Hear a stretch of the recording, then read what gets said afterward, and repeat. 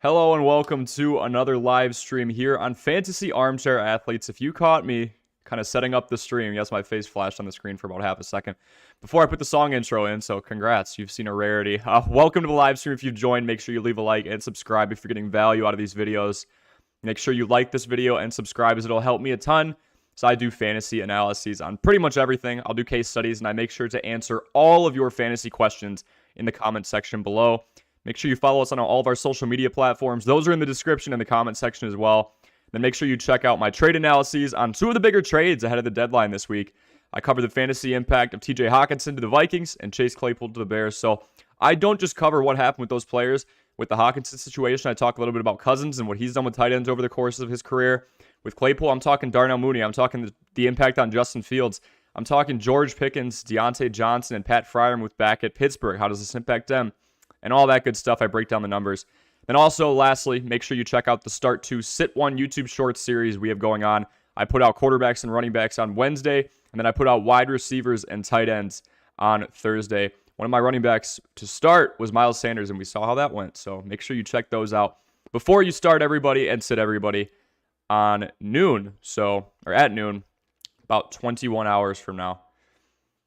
So also, I just want to do a quick disclaimer before I start this thing. There is a storm rolling through northern Wisconsin right now, so the lighting looks great. I've got lighting coming through the window, natural lighting, all good. But if you hear any wind hitting this mic at all, it is that loud out there. It's probably 30, 40 miles an hour at some point. So my apologies ahead of time. I'll do my very best to make sure that doesn't get picked up here. But now let's cut to the chase, everybody. Which players should you start to drop out of your team, or should you sell them via trade heading into week 9? And then after all this, as always, we do a fantasy football Q&A. So if you play fantasy football, make sure you like and subscribe. But also, make sure you drop anything that you are wondering going into week 9 or just going into the rest of the season in general in the comment section below. First guy I want to start off with, I've trashed this guy all year, and I'm not the only one doing it. But from a fantasy football perspective, Russell Wilson is just not feasible. Your playoffs are probably in about 5-ish weeks, so it's time to lose patience on Russ. It is definitely time to lose patience on Russ. You know, he's owned in over half of the leagues right now, as you can see there. All these guys are owned in over half of leagues. Yet Russ is literally having the game plan taken away from him. I looked at this a little bit ago. In 2 of his last 4 games, Russ has thrown the ball less than 30 times. And in 3 of the last 4 games, he's thrown it 30 or less times. So one of those games, he threw it exactly 30 times. Just not a whole lot of opportunity for a guy who's only thrown 6 touchdowns all year, and we are halfway through the season. This team is now in the bottom half of the league. Passing play percentage, they just throw it 58% of the time. And when I look at that, guys, I'm not sure about you, but when somebody is being paid up to $240 million over the course of 5 years, so not guaranteed money, that's more in the higher 100s. But if he can reach the full capability that he needs to get all these bonuses, Russ will be making about $48 million per year. When a quarterback is getting paid that kind of money, $250 million, you'd think that the team would want to use him a little more. So the fact that this team is 18th in the league right now in pass play percentage. They're starting to lean on the run, which isn't good either. They don't know if they want to use Melvin Gordon, Latavius Murray, or Chase Edmonds. I just don't know. And again, another reason that I don't think we should believe in Russ and that he's not going to be used a whole lot is because, yes, on the trade deadline, right ahead of the trade deadline, the Broncos went ahead and they got Chase Edmonds. Second guy I want to go with here, out of the backfield, he's somebody who isn't getting phased out of the game plan. It's a run-heavy game plan in New England, but it's Damian Harris, somebody who was great last year from a fantasy perspective. 15 total touchdowns, the same kind of appeal as James Conner, but actually way more productive than James Conner, who just can't seem to rush for over 4 yards a carry. And efficiency is definitely something we want to look at. Opportunity is another one. Opportunity is where Damian Harris is kind of failing a little bit, just not getting the ball a whole lot. But I think this is actually a value sell. I think there's some value in Damian Harris, and I want to stress this, okay? I'm calling this a semi-value sell. But as we're seeing an increase for Harris, he had 14 touches last week, 13 touches. If you are in a deeper league, though, like a 14 or 16-team league, or if it's a dynasty league where you've got 2 to 3 of every position, ignore this altogether. Damian Harris is going to be more than enough for you, depending on your situation. He's going to get you 5, 6, 7, 8 points. That there's a different points format. He's going to get his touches, 17 touches in the last couple of games. But this is for my 8 to 12-team leaguers, okay? Harris still has some sell appeal. You know his ceiling, and that's my big thing. You know his ceiling. He's not going to pop off and get you 30 or 35. Unless Ramondre Stevenson gets hurt, Harris is the secondary guy here. He hasn't been on the field for more than 45% of snaps all year. He hit that 45% mark once a few weeks ago.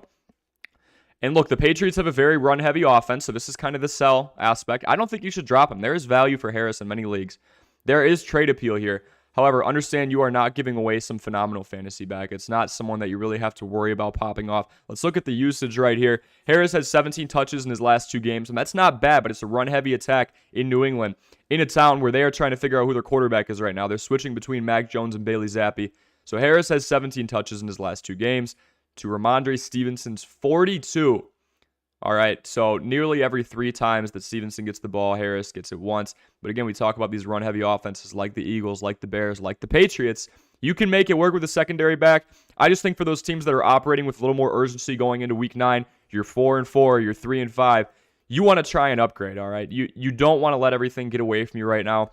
You don't want to completely be a seller. So when I say sell with Harris, include him in a trade package and go and try and make a splash with a more consistent running back like maybe a Miles Sanders. It's not going to be Harris for Sanders, obviously, unless you could fleece somebody that hard. It's going to be Harris and somebody else. But the reason I call Harris a value sale is because he is coming off a game with 13 touches, albeit he only got 7 points out of it. Not as involved in the passing game as you can see on the right side of the screen as Ramondre Stevenson. So he's a low-end running back too right now. I'm a firm believer in that. But in a league where there are plenty of running back by committee situations, cough, thank you for joining the trend, Miami. That messed over a lot of people with Raheem Mostert. Obviously kidding. You know, these teams aren't considering the fantasy status of everybody, but really messes with it when you got Jeff Wilson over there now. And other teams just kind of cycling things. I talk about Chase Edmonds being cycled into the Broncos backfield that I already told all of you to avoid, and I'll stand by that. But Harris is in one of the better situations when you're talking about a two-way or a two-headed running back situation because he is in a run-heavy offense. He's got 17 touches in the last 2 games, so I think he's definitely got some value in a trade.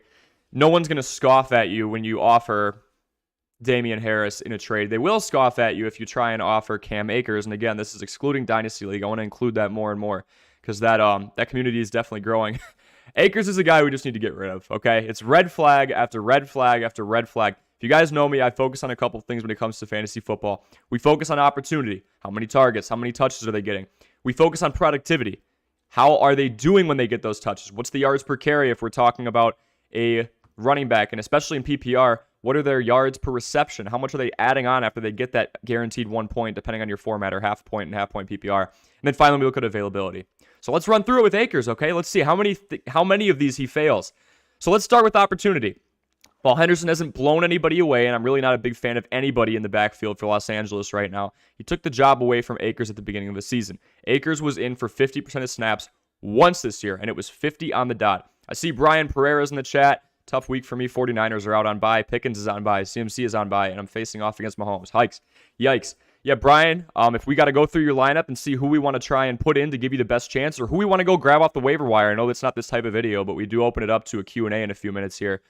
Stick around, man. I'm glad you're joining the video again. Make sure you leave a like. Tell your friends about this. Doing everything I can to help all of you out as much as possible with different types of in-depth research that I've tried myself. So talking about Cam Akers here, somebody you better not have on your lineup. And if you do, don't just bench him. Cut him off entirely. And I don't think anybody was really starting Cam Akers, but he was still owning over 50% of leagues coming into this week. I believe he still is right now. So we were talking about opportunity. Akers just was not getting enough snaps. I'm not completely opposed to having somebody with less than 50% of snaps if it is a Damian Harris situation. Again, I'm talking about sell high with him because he got used a decent amount last week relative to the remainder of weeks. He got his touches, 13. But with Akers, okay, it's not just Henderson either. Now Ronnie Rivers and Malcolm Brown are in there. They're both getting snaps. They were in for over 20% of the plays last week, and Stevenson was just a shade over 40. So three-headed backfield and Cam Akers comes in. I don't like it a whole lot. I understand there's a narrative out there right now that Cam Akers, he's coming back. You know, these were personal reasons he was out. Him and Sean McVay are mending their relationship. I don't care from a fantasy football perspective. He has not been, what I'm going to go over next, productive. Let's look at productivity. Akers is not productive at all. There's talks about Akers being welcome back in the run scheme, like we said, but I don't think that really matters. He is averaging 3 yards per carry. 3.0. I think anything below 4.0 should really be unacceptable unless you're getting a bulk of the carries. There's nobody behind you. You're the answer, and it's an offense that's relatively balanced. Like if you're averaging 3.9 yards a carry and you're on the Chiefs, I don't care about you. I mean, in all honesty, unless it's a dynasty league, unless it's something really deep. Hey, Tino, how's it going, man? Yeah, I don't care. I mean, Cam Akers, good for him, but from a fantasy football perspective, He didn't have the opportunity. Okay, now he's getting some of the opportunity back. He's healthy again. He's actually in the lineup. Shouldn't say healthy, but just in the lineup. He's not productive. 3.0 yards per carry is not going to cut it. That is horrible. The offensive line this year is horrible. That is evidenced by Matthew Stafford being sacked 24 times so far. There have been seasons where Matt Stafford played 10, 11 games where he was sacked 24 times. He's played 7 games. He's been sacked 24 times so far. That is 5th most in the league.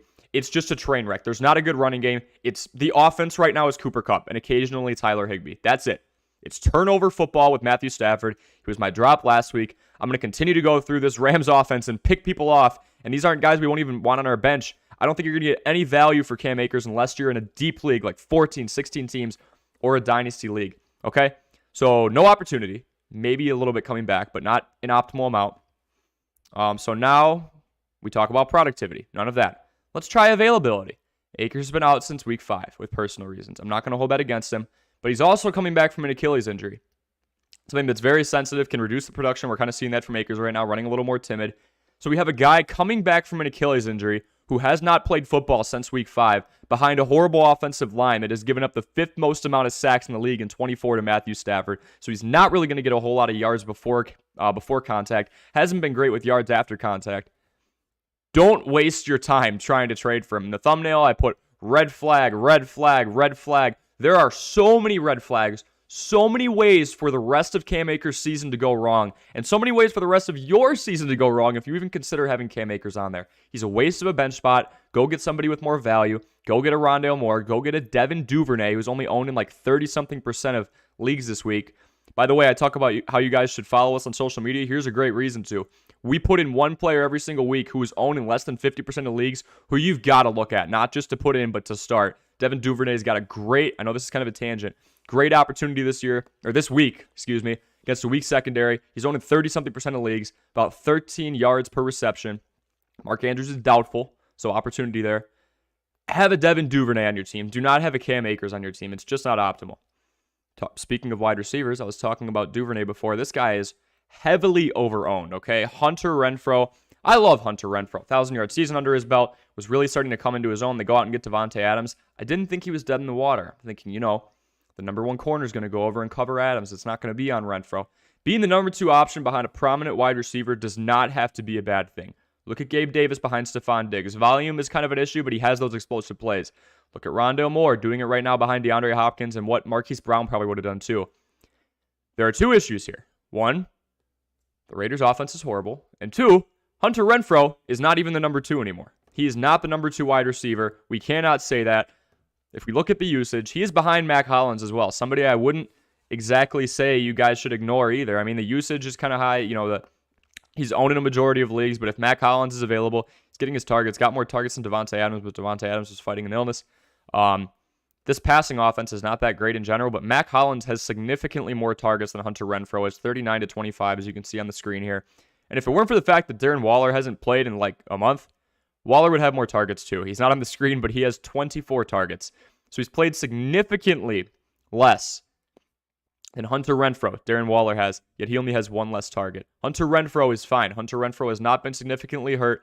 Look at the snaps. 172 snaps, despite being relatively healthy, when guys like Devontae Adams and Mac Hollins have 357, 358. Mac Hollins actually has more than Devontae Adams because that illness before, so it reduced his usage. There is not enough room for Hunter Renfrow, is what I'm trying to say. There's not enough room for him to be a key contributor in this offense. Josh McDaniels coached this team to a 24-0 shutout against the New Orleans Saints. So the offense is not doing well in general. I would not trust it. A little heated about the situation. I don't have Hunter Renfrow, but I'd be pretty heated if I had him if I was one of you. Because in all honesty, he's not producing. He's the number 3 option, and this offense is god-awful right now. Derek Carr doesn't look too bad on paper, but outside of Devontae Adams, nobody's really having a good season, and maybe Mac Hollins, And then the fact Waller might come back. I don't really trust that situation either. We'll go over that in a bit, if that's not an illusion in itself. Let's go to this next guy, Marquez Valdes-Scantling. I mean, we go from one of the worst offenses in the league relative to their expectations. They're kind of average. To one of the best offenses, if not the best offense in the league. Patrick Mahomes is showing he can make it work with just about anybody. Marquez Valdes-Scantling, or MVS, he's going to be another sell high option that I want to cover here. MVS is coming off of a very bait-worthy performance. I kind of want to explain that. I talked about that in the beginning here. What do I mean by bait worthy? He had 14.1, excuse me, folks, points in standard PPR leagues last week. But if you look a little deeper, he did this on 4 targets, 3 catches, and 101 yards. Folks, that is what we call a Gabriel Davis day. He did not get a whole lot of targets. He had 1 explosive play, didn't even find the end zone, and was still able to get into double digits. So 14 points looks pretty appealing. A big play or two skewed the entire performance. There is upside, okay? MVS has only had 7 targets, though, in the last 2 weeks. This 14-point performance could be appealing to other fantasy owners. You don't have to tell them that he hasn't been getting used a whole lot. If you see 14.1 in the past week, sometimes that's all people look. And that's what I want to teach you guys against. If somebody's offering you a trade and so-and-so scored 25 points, but the guy in front of him, like let's say what happened with Jackson a couple of weeks ago when JT came back in. Jackson had a great day. I think he had 10 receptions or somewhere around that ballpark, okay? Then Jonathan Taylor comes back, and obviously Jackson's not going to get nearly the amount of snaps, okay? With MVS, I kind of want to talk about the same thing, except no one's really slotting in front of him, except Kadarius Toney. Kadarius Toney did get picked up. So we've got another wide receiver option. Patty Mahomes loves to spread the ball around, but MVS doesn't get a whole lot of uses. It's Travis Kelce. It's Juju Smith-Schuster. It's going to be Kadarius Toney. I think he'll have a pretty prominent he'll be a pretty prominent contributor in this Kansas City offense, and from there, maybe some MVS. So if MVS is sitting on your bench and you're looking to make a splash in a combined trade package for a guy like Stephon Diggs or Tyreek Hill or Cooper Kupp, he could be part of the deal. Okay, let's go to the next one. And the last one, actually, just said his name, so I kind of spoiled it for you guys. Darren Waller. And if you just stopped in and you're watching the live right now, make sure you leave some comments in there. We're doing an open Q&A session for fantasy football. Once I'm done with Darren Waller here, I'll do a couple case studies. So Brian, Tino, I see you in there. Ask me some of your questions heading into week 9. Some very inconvenient buys going on right now, as Brian just mentioned in the comments. He's going up against Mahomes. We got to make certain moves to try and give ourselves the best opportunity to beat those matchups. So leave your comments in the comment section below, and I promise I will get to every single one of you. So Darren Waller is who I want to focus on now. I mean, let's just stay in the AFC West, shall we? I think I've got, 1, 2, 3, 4. It was Darren Waller, MVS, Hunter Renfrow, and Russ. So picking on 3 out of the 4 teams and leaving the Chargers alone. So Waller is somebody we have to lose our patience on. He's been out an entire month. We don't know what this horrible offense, this god-awful offense is going to do with Josh McDaniels at the helm, as they just don't look good. And we're running out of time to hope he's healthy. If you are in fantasy football right now, you are one. That's probably why you're watching this video, so I'm sure all of you are. Your fantasy playoffs are coming up in the next 4 to 5 weeks. We're in week 9. We're talking like week 13, 14, 15, 16, 17, and 18. So maybe 5, 6 weeks. Yeah, I don't love the situation here with Waller. He's on an offense that really does not score a whole lot. We can't promise that Mr. Darren Waller is going to be a prominent part of this offense and that the offense turns the corner. And, so many things would have to line up for us to really be happy with this situation when there's other options out there, like Isaiah Likely with Mark Andrews getting ready to miss another game. Just saw that he is doubtful for this week, so keep that in mind. Very high on Isaiah Likely. Big Isaiah Likely guy right now.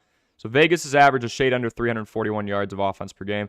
That's the definition of mid, guys. They're 16th in the league. I mean, there's no other way to put it. They went out and got one of the best receivers in the game in Devontae Adams, but they also got Josh McDaniels, who is starting to gain a reputation for somebody who really can't help his offense manufacture anything at all. This team is average. They got one of the best wide receivers in the game. I don't love it. Not to mention, Josh Jacobs is having a career year. I mean, doing phenomenal. The Raiders have not been in a situation too often, although they are facing the Jaguars this week. Raiders have not been in a situation very often where they can sit back and say, yeah, we can run the ball a lot right now. I mean, they're getting not blown out, but 24-0 isn't too pretty. The offense isn't able to get much going in general on either end, so maybe they start to dump it off to Jacobs more, but once you're down 2, 3, 4 possessions, you guys know how I love game script. You're not going to sit a guy, or you're not going to start using a guy on the ground when you've got to throw your way back into it. So Josh Jacobs having a good year. Devontae Adams in that offense. Hunter Renfrow, somebody I'm not in love with either. Matt Collins. I mean, there's just so much that you really don't know. And then we talk about the fact that Darren Waller's coming back from an injury. How well will he be? Is he being rushed back? I sure wouldn't think so. It's been a month. But we don't know the severity of it. So too many questions surrounding availability, productivity, and just overall usage with with Waller. So those are the three things we talk about, right? Opportunity, productivity, and availability. Waller, kind of 0 for 3 right now. First 2 games of the year, he went into the double digits. Next 2 weeks, did not. We haven't seen him ever since early October. Very frustrating. So deal him in a trade to somebody desperate for tight end depth. Or if you're trying to get a tight end back, you're going to have to put a wide receiver 2, like a high wide receiver 2, maybe even low wide receiver 1 with them, because Waller just hasn't been in there. You can pitch the fact that he has been doing well in the past, but now let's get to your fantasy football questions. Did want to give a couple updates. For starters, we do know that Mark Andrews is doubtful. You're going to have to wait till Monday night to really know, but anytime I see doubtful, I pretty much want to rule him out. So let's go get a Devin Duvernay. Let's go get an Isaiah Likely. The other targets in this wide receiving core who are not owned by many. Isaiah Likely's stock is probably shooting up right now. Devin Duvernay doesn't get a whole lot of opportunities. Maybe he'll get more here in a very optimal matchup on Monday Night Football, so I like that a lot. So let's go ahead and do that. Let's look at the comments here. Tino, sit him for Evan Ingram. Yeah, I agree, sit him for Evan Ingram. Let's look at what Ingram's done so far. Evan Ingram has been, I mean, honestly, phenomenal. Quietly phenomenal, but phenomenal nonetheless. Let's see.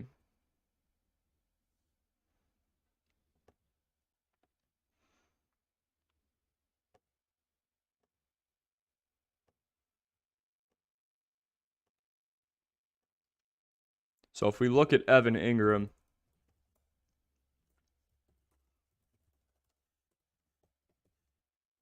and if you guys are just stopping in, I appreciate you. If you play fantasy football, if you want somebody to do your fantasy football homework for you, do all the research they possibly can to help you succeed, I'm Corey. This is Armchair Athletes, and I'm your guy. So make sure you leave a like. Make sure you subscribe if you get value out of this content.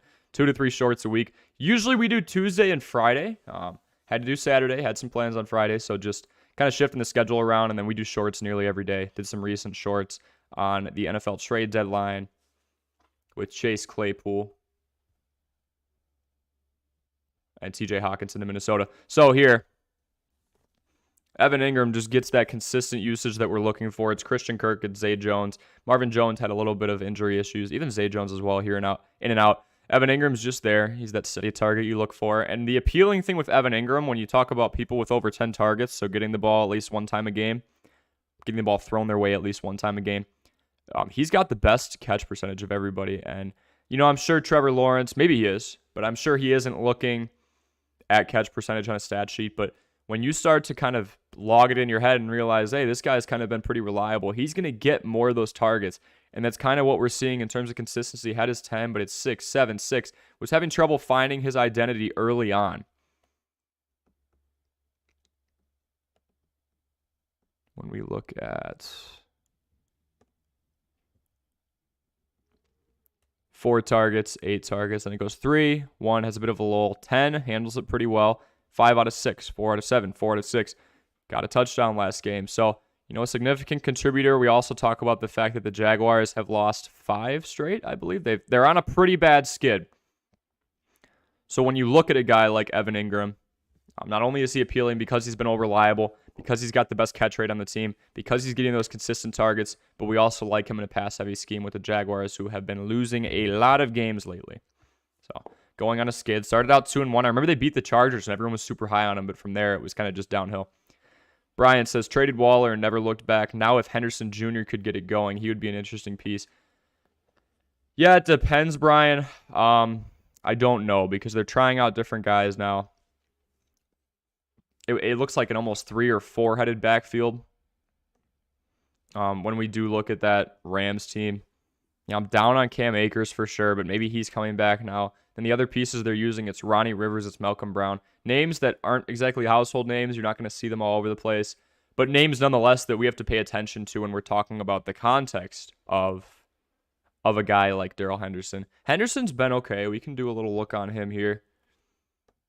The usage, obviously, there. The production, not so much. The availability there, too.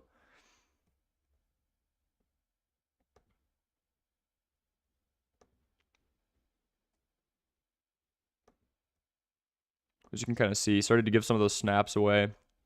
And that's where you start to get 6 touches. Before that, it was 14. Not at all involved in the running game against Dallas. So This Rams team just really doesn't know what they're doing on all cylinders. All they know is when Cooper Kupp is in there, the ball's got to go to him. That's somebody they have heavily relied on for sure. I mean, you want to see a one-sided offense, I'll show you one. And they've been down a lot, so of course they're going to be pass heavy. Turning the ball over a lot, though, definitely doesn't help anybody. 146 on the ground. 222 attempts through the air. Yeah, Henderson's been not the clear one, 4, 14, and 6. You could see Ronnie Rivers getting involved, Malcolm Brown. You've got to have a 2 and 3 when Cam Akers is out. But now what do we do, right? Not too productive on the ground for Ronnie Rivers or Malcolm Brown. 2.1, 2.1. I mean, to put it lightly, everybody, this Rams team sucks. Like, not just on the ground, but through the air. Other than Cooper Kupp, we don't have a whole lot to be impressed about. Tyler Higbee's a pretty solid option at the tight end position. Had a down week, but a couple of weeks ago. But other than that, he's been okay. Allen Robinson, 5, then 6, then 7. I'm not as low on him as I was 2-3 weeks ago.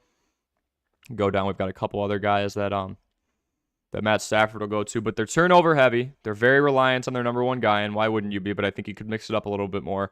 And their run game sucks. The only thing I'll give them is they're using the guys that are more productive in sequential order. We've got Darrell Henderson reigning at the top with 3.9 yards a carry. Cam Akers with 3. Ronnie Rivers with 2.3. Malcolm Brown with 2.1. So not in love with this situation. Not in love with Darrell Henderson. When you look at him in general, he's just not too productive. 3.9 yards a carry. I said anything below 4 isn't very appealing. Now we have a losing football team with 4 losses already, and we just got into November after they won the Super Bowl, by the way. Is the Rams running back situation really something we want to go to, much like the Broncos? I'm not sure, because there's a lot of pieces, and none of them are too productive. So that's kind of where I'd go there. If you're just hopping into the stream, I'm Corey. This is Armchair Athletes. Make sure you drop your questions in the comments. We're going open Q&A session now. We had 6 options that you should either drop or sell off for value earlier on in the video. If you're just joining right now, I'll just let you know what they are. It was Russell Wilson at the quarterback position. Then it was Damian Harris. We want to sell him for value. Cam Akers, you can just drop right now. He's owned in over 50% of the leagues, but I really don't like the situation there because, as I was just talking about a second ago, if you just joined, Rams backfield's horrible. He's not getting a whole lot of usage. Ronnie Rivers and Malcolm Brown are joining Darrell Henderson when you talk about running backs that could be competing for touches with Akers. Akers averages 3.0 yards per carry, so just not in love with that. Hunter Renfrow, we put him in there because he's the number 3 option on an offense that really can't get going. MVS, he's on an offense that can get going. I want you to sell him high for value because we've got Juju in there. We've got Travis Kelce, and then we also have a guy in Kadarius Toney who I seriously think in the open field can make some noise and become one of Patrick Mahomes' favorite targets. Darren Waller's the one we wrapped up on because he's, he doesn't suck, but he's not available. In the last 2 weeks that he was available, which is over a month now, he didn't perform. So, kind of the thought process we're going through there. John Doe in the comment section, no problem. He says, thanks for cranking out the great content each live stream. You definitely have helped this beginner out this season. No problem, John. What questions do you have coming into week 9? Same with, we've got Brian saying, yeah, traded Waller, never looked back, and then looking at Henderson. So Brian, John, Tino, anybody else who's joining this live stream right now, you see it in the scroller on the bottom. Make sure you leave a like. Make sure you subscribe if you're getting value out of this fantasy football content. We look at a lot of different concepts, but the 3 that I love to focus on: opportunity. How many touches are they getting? How many targets are they getting? And we talk about productivity. What are they doing with those touches and targets? In wide receivers, this looks, in the form of wide receivers, you're going to be looking at yards per reception. You're also going to be looking at catch percentage. 60s, 70s, 80s are what we like to see. And then on top of that, what you also want to look at is availability. And that's why I'm kind of down on guys like Darren Waller. Keenan Allen, everyone's saying he's going to be a mid-wide receiver 1 when he comes back in. I mean, he's got to come back in first. He's been questionable heading into the week for the last month. That's got to be pretty frustrating. So, yeah, just opportunity, productivity, availability. OPA. That'll be our new acronym. We could start putting those in the thumbnails and everything. OPA. That can be our chant. John Doe, Wilson is just a straight goofball. Is it wrong to say I've always thought he was overrated with the Seahawks? John, it's tough because the Seahawks did have a great defense.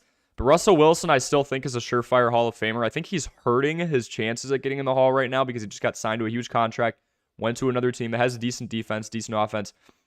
You know, we saw the Seahawks start to fall off. And everybody was saying, oh, they're still winning a few games here and there. Clearly, it's just because of Russ, because the defense wasn't doing very well. You still had some bridge guys until a couple years ago in Jamal Adams, in Bobby Wagner.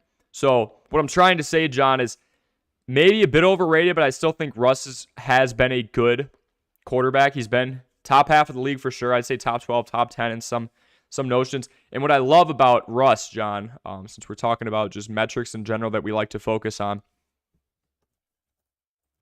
he, for about 8 seasons, didn't miss a game. I just want to check my sources on this one before I say that out loud. I already said it, so we'll see how accurate it is, and then we'll clarify it.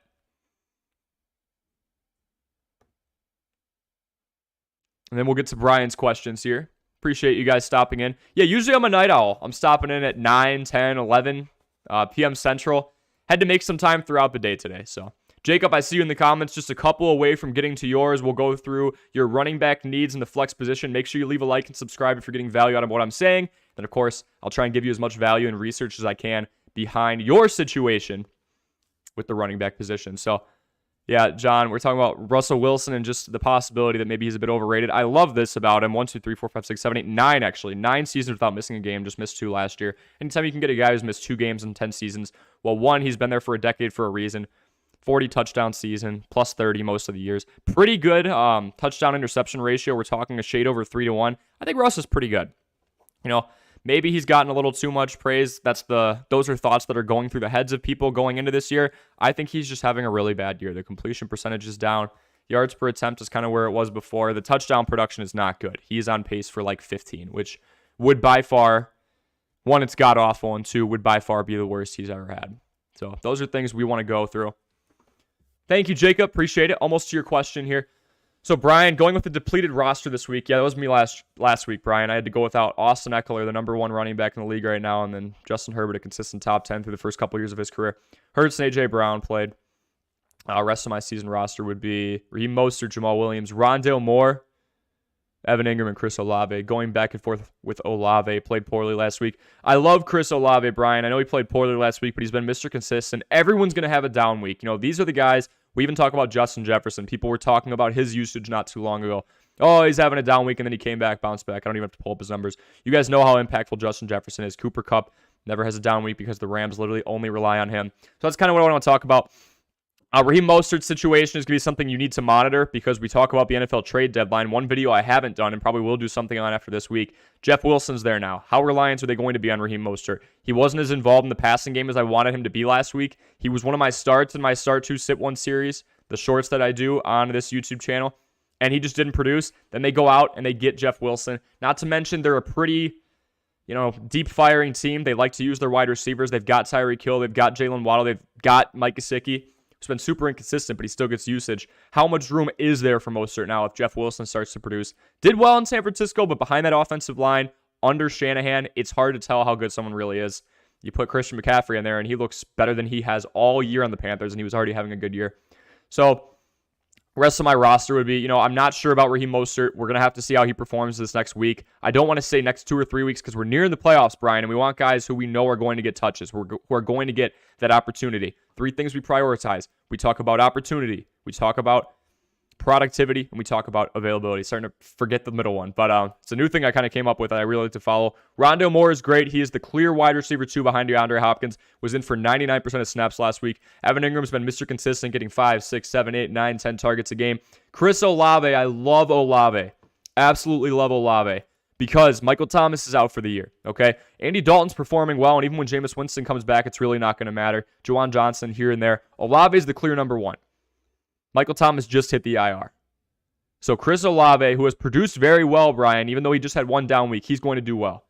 Let's go to Jacob Ander. Appreciate you stopping in, man. Need a running back and a flex in PPR, so we're picking 2 out of these 4. We've got Deion Jackson, who's going to be that 2 behind JT now because, as you know, Nyheim Hines went over to Buffalo. I think that's a really exciting one. If you can go out and get Nyheim Hines, his stock usage is definitely going up. People are going after him. His stock value, I should say. Usage will go up with it.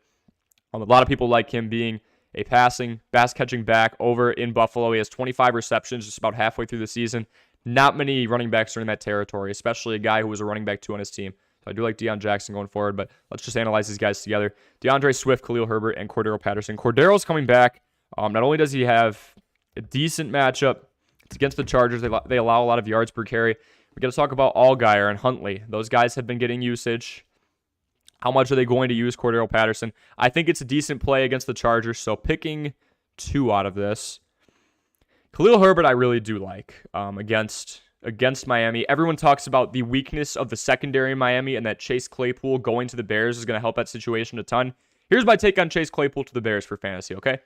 Everything has a shockwave. It's not just about how Chase Claypool's fantasy value is impacted. When he shifts, the guys he left, Deontay Johnson and George Pickens, Pat Fryermuth, those guys are going to do better. They're going to get a piece of that pie.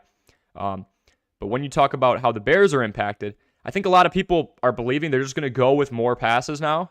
This is a team that passes the ball 40% of the time. That is worst in the league. Or not worst, but lowest. They're a run-heavy team. They run the ball for over 180 yards a game. That's most of anybody. I don't think that identity, and here's where Khalil Herbert comes in, Jacob. I don't think that identity changes because they went out and got a guy in Chase Claypool who was at 800 yards in each of his first 2 years. He's a second-round pick. He's a good second-round pick. I think he's right at the value where you would see a guy who you grab out of the second round, okay, on average. I like Khalil Herbert against Miami. They don't have the best running defense either. I think that he is starting to take that job away from David Montgomery. DeAndre Swift, we've been looking at his health. We're not too sure how to feel about that. Packers have been decent against the run. Amazing against the pass. So I do think that if it's a close-ish game, the Packers and Lions both on skids of 4 and 5 games. If it's a close-ish game, we see DeAndre Swift. But Jamal Williams has been pretty involved. So the one I really do like is Khalil Herbert because he's been out-producing David Montgomery. He's averaging over 6 yards a carry, and he goes up against the Miami defense that isn't great against the run. So now we are picking one between Deion Jackson, DeAndre Swift, and Cordero Patterson. Swift and Patterson coming back from injuries. DeAndre Swift, the running back, too. We want to talk about opportunity. Obviously, Swift and Patterson should be getting more opportunity than Deion Jackson behind Jonathan Taylor. So let's look at this, okay, for a little tiebreaker. Context, folks. We want to look at the teams that are going to get beat up by the run. That's the bottom line. I almost always shut down running backs who are facing San Francisco because they're so freaking amazing against the run. So these are things that I like to use, folks. Opportunity, productivity, and availability. So, Jacob, that's what I'm looking at with these next 3 guys. Deion Jackson, DeAndre Swift, and Patterson. Swift and Patterson are going to have the edge in opportunity. What's going to impact productivity? Well, the defense they're going against. DeAndre Swift goes against the Packers. Cordero Patterson goes against the Chargers. And Deion Jackson goes against the Patriots. Chargers, Packers, and Patriots.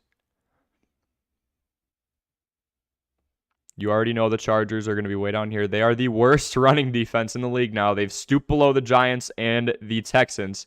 Okay?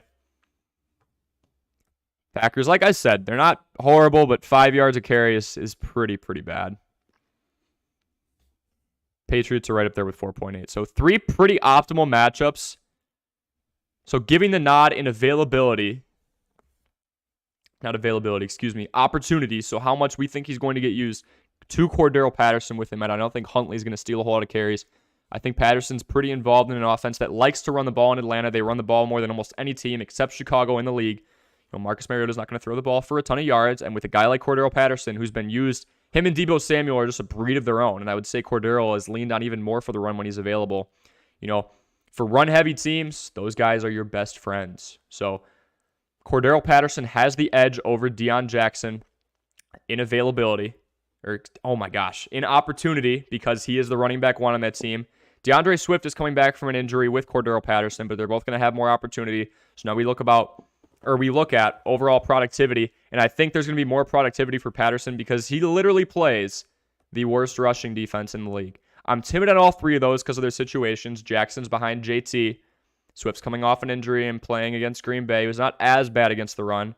Patterson coming back from a injury. But he's an all-purpose guy in the Falcon system. He's worked for them when they win, when they lose. They lean on him hard, regardless of the game script. And he's going up against the worst run defense in the league. So monitor Patterson's health. I would definitely say that. If it seems like he's questionable, or if you see something saying he's only getting 30 snaps, lean off him and go for Swift. Otherwise, I really like Khalil Herbert and Cordero Patterson. People are like, oh, Khalil Herbert's not the one. He's the one. He is the one over David Montgomery. Same amount of carries, way more yards. Usage is getting in there. Matt Eberflus 2 weeks ago now said, hey, he's going to be getting a significantly more active role He'll be playing a more active role out of our backfield is what I'm trying to say. So I like Herbert. I like Patterson. Jacob, hope that helps.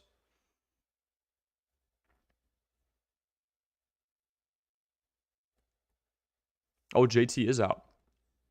So Deion's the main guy. Against the Patriots. All right, my mistake, guys. Did not see that one. Okay. That changes a little bit, doesn't it? So, yeah, Khalil Herbert, Deion Jackson healthy, and the main guy against the Patriots who still allow in the upper fours. That's what we want to go with, I think, then. Let's go Deion and let's go Herbert. Patterson and Swift coming off injuries, not going to maybe get as many carries as they would being healthy for the whole season or being healthy for the last couple weeks. They're both going to be eased back into it. Jamal Williams doing well. So thank you for that correction, guys.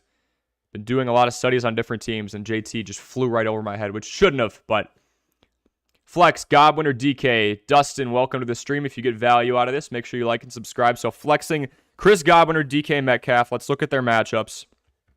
That offense in Tampa Bay has been anything but good, but Chris Godwin's been getting a lot more targets. Who's Jalen Ramsey going to go on, him or Mike Evans? It seems like Mike Evans, but Godwin's been getting more usage. And then the Seahawks going up against the Cardinals. So let's look at usage for both of these guys. I mean, Godwin been getting more targets than Mr. Mike Evans, and DK been getting a little more than Tyler Lockett as of late.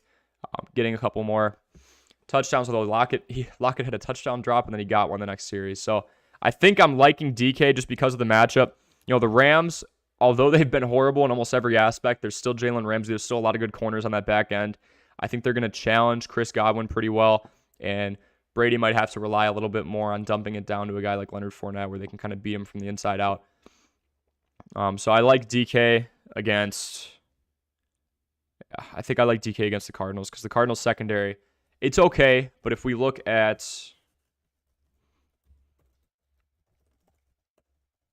Again, if you are just stopping in, welcome to the stream. My name's Corey. This is Armchair Athletes. My whole theme here is I do your fantasy football homework for you. So throw those questions at me. We already covered people you should sell off or drop off of your team. Now we open the floor up for a Q&A.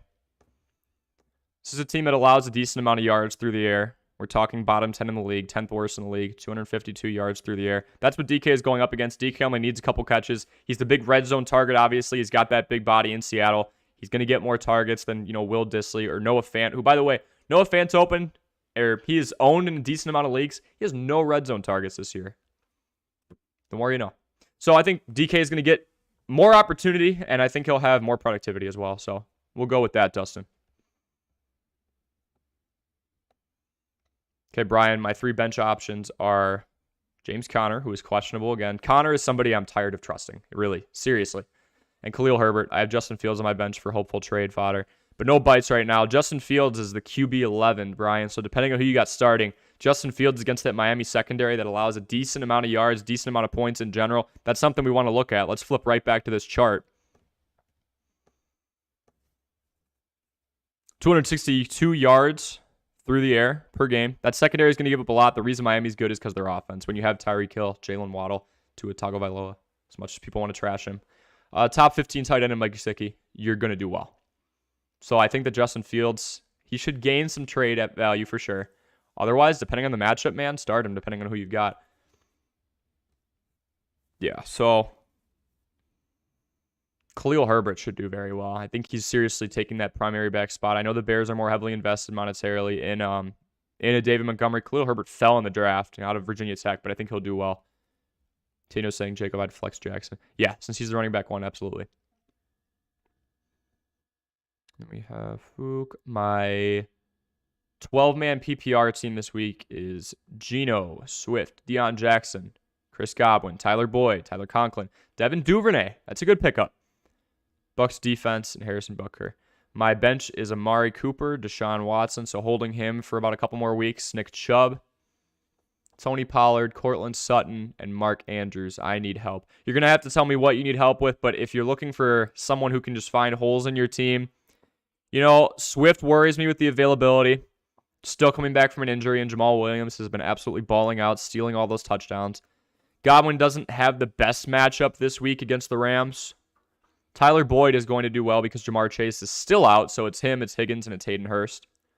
Tyler Conklin coming off of a 2-touchdown performance. Devin Duvernay is going to be operating an offense where Mark Andrews will be out, so I think the ball will be able to be spread out more. He'll get more opportunity. Duvernay gets like 3-4 targets a game, but when he gets them, he hauls them in and he goes for big yards, so I like that a lot. Harrison Butker. Yeah, and it's tough with the Browns on bye, obviously, so you're not having Chubb. Pollard's going to be really good down the road. I think he's taking over the running back 1 spot. So if you want to upgrade anywhere... Okay, people got to stop panicking on Mark Andrews. I've seen this a lot. Everyone's like, should I trade him? I'm thinking of trading Mark Andrews. Mark Andrews is the top 3 tight end in fantasy football. It's Travis Kelce, it's Mark Andrews. Maybe it's Dallas Goedert up there with him right now too. And then, of course, when healthy and when operating in that offense where they're able to use him more, it's George Kittle. So Mark Andrews, if you really shouldn't trade him. You're not going to get many tight ends who get more than him unless you have Mark Andrews and Dallas Goedert or Tyler Higbee or somebody else, or somehow you have Travis Kelce with him. That's probably impossible. Don't do that. Cortland Sutton, we're going to have to wait for a decent week from him and then deal him out. But you could do Sutton and Duvernay and go try and make a splash for a Mike Evans. You're going to have Evans and Godwin, but at least you're upgrading at the position. You could also possibly go after, I think you're fine at quarterback. I really do. I think Geno Smith doing what he has done this year, being a consistent top 10 quarterback is fine. You're going to have to tell me where you need the help at, though.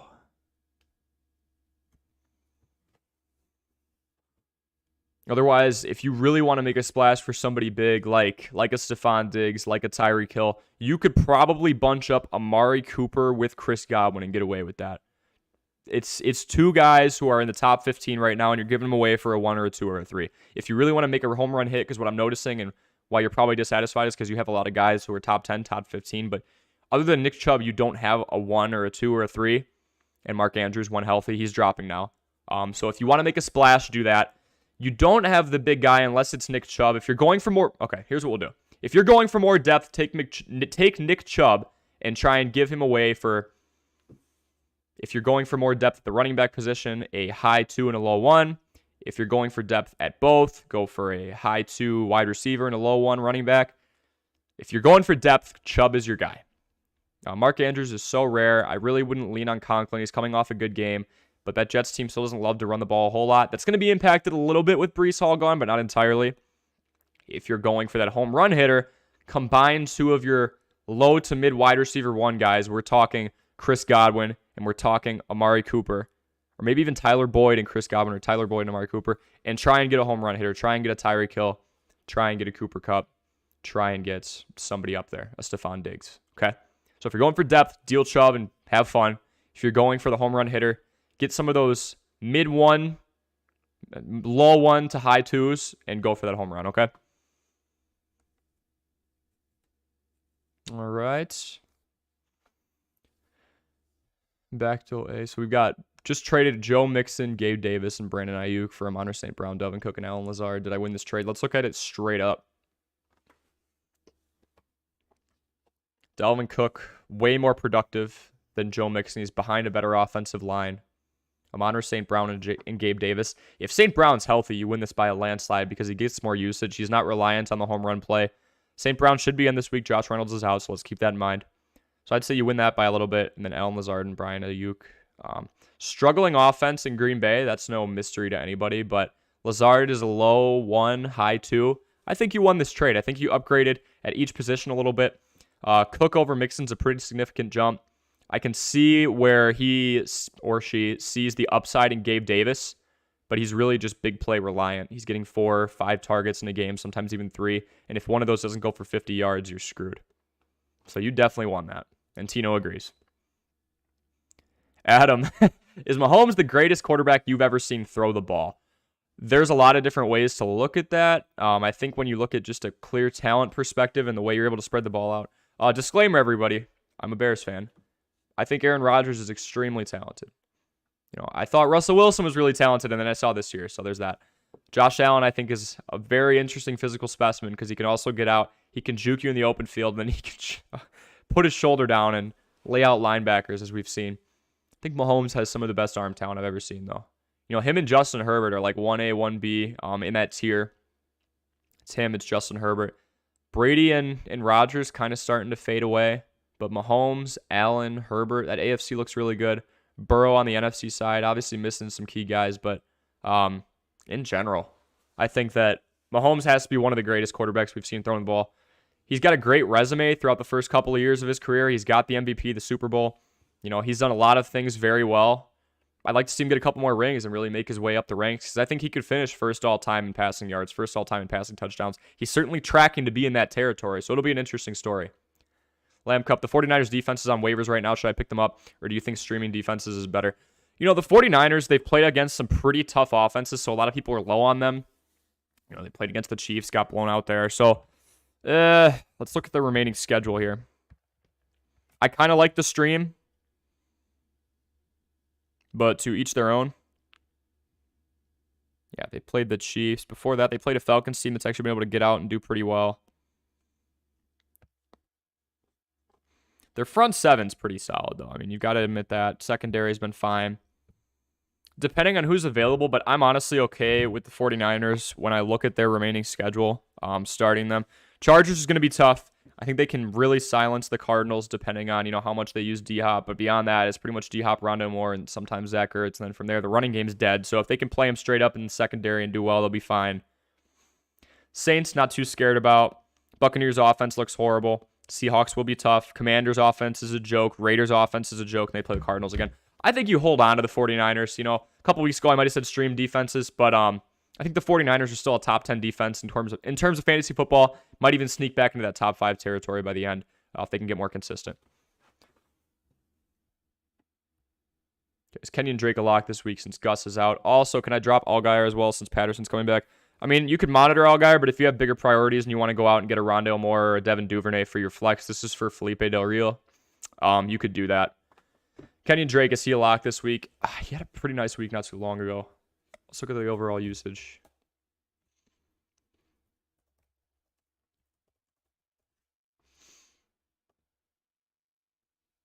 With the Raiders going up against the Jags, too, I do like that move. Or excuse me, not the Raiders. With the Ravens. Going up against the Saints. I was looking at the top matchup above it. Yeah, because Gus Edwards is out for right now, so it'd be Drake, and Hill, then Mike Davis.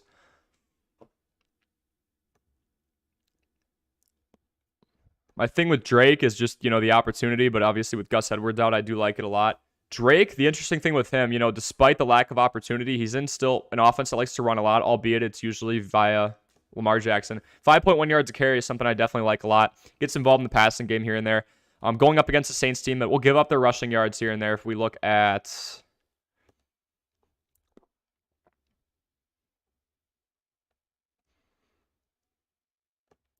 right here, 4.5 yards a carry. They're middle of the pack. I think Kenyon Drake can have a nice productive day, and if he gets a couple catches, maybe even a touchdown, you've got yourself a pretty good day. So let's go with Kenyon Drake. And with how much Patterson, I keep thinking on it, with how much Patterson is an all-use back, I say we drop Allgeier. Adam, going back at it, I'm 8-0. You had the Patrick Mahomes question, didn't you? Yep. 8-0, and my wide receivers are Chris Olave. Love that, especially with Michael Thomas out now on the IR. Cortland Sutton, Deontay Johnson. Love that because Chase Claypool is out now, so it's pretty much going to be Deontay Johnson, Pat Freiermuth, and George Pickens, of course. Josh Palmer, another one. You've got some very opportunistic situations here, especially for being 8-0. Josh Palmer's going to be good because Mike Williams is out. Keenan Allen's going to be out for the millionth week in a row. Everett should be in.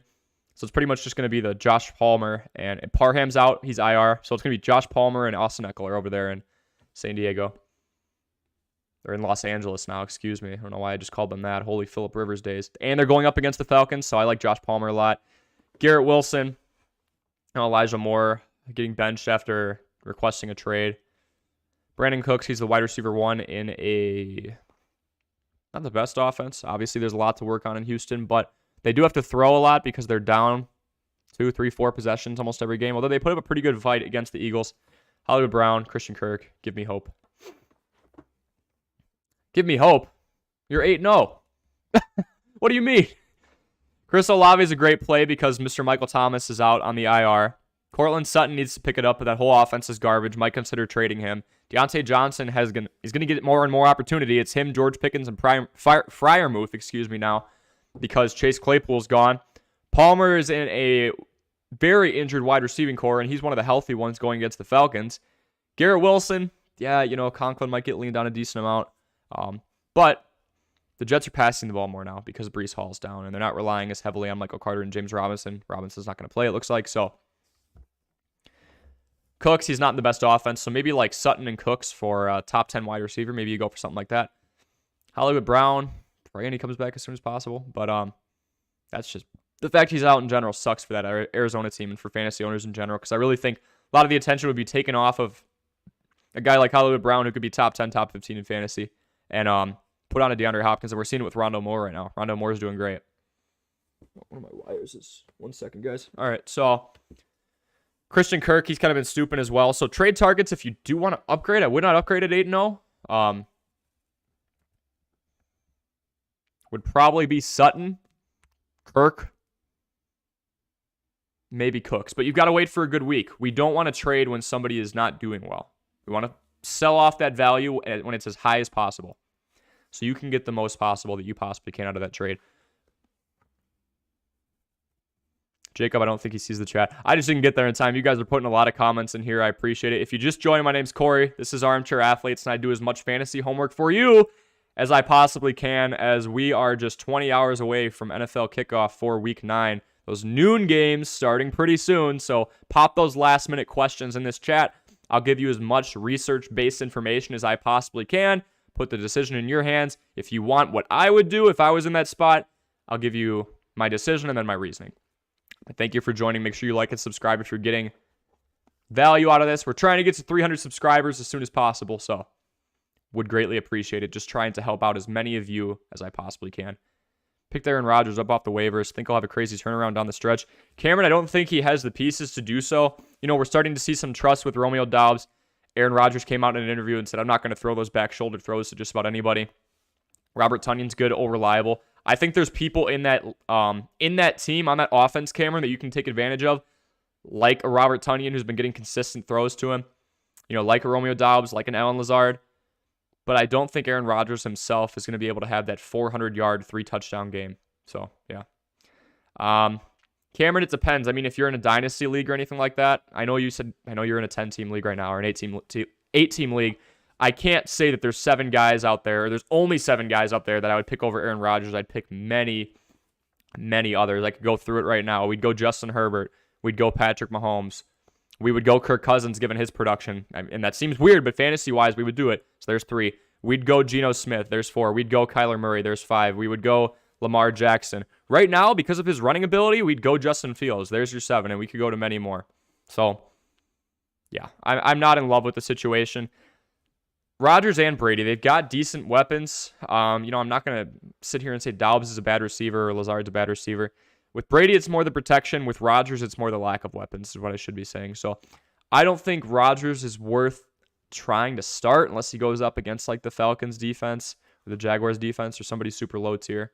So, yeah, we love you, Corey. Yeah, Tino, I make some mistakes sometimes, guys. I'm human, so that one flew over my head. Aaron Rodgers and Tom Brady have both had sharp declines. I would drop both, honestly. And it's tough, guys. They're legends, but I had a video. I put up a YouTube short not too long ago on it. I am taking Geno Smith over both Tom Brady and Aaron Rodgers right now, and I'm not thinking twice about it. You can't look at their accolades. You can't look at what they did a decade ago. You can't look at what they did last year. You have to look at what they're doing this year, what they can do for your team, the pieces around them, mostly talking about Aaron Rodgers. The pieces around him have significantly declined. There's attention on guys who aren't used to getting reps. He's in an offense that doesn't seem to know what they're doing. He's behind an O-line that really can't block a whole lot for conventional runners like A.J. Dillon, and then Aaron Jones is able to get outside the numbers. He's able to do well.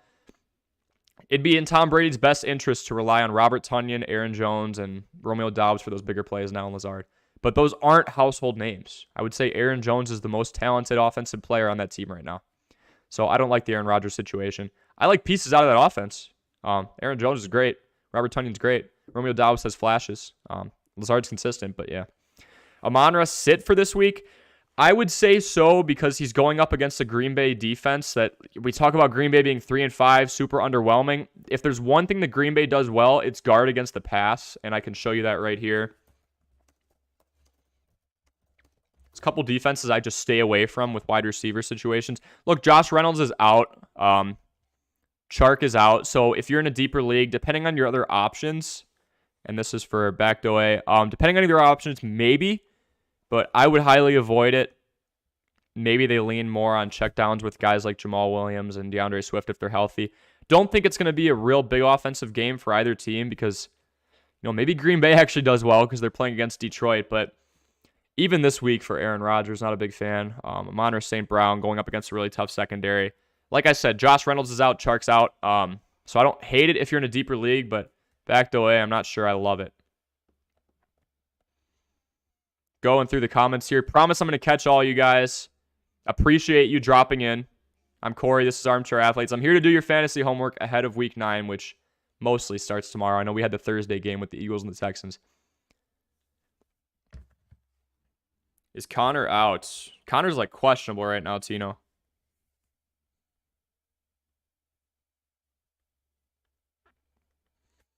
Sorry, 1 second.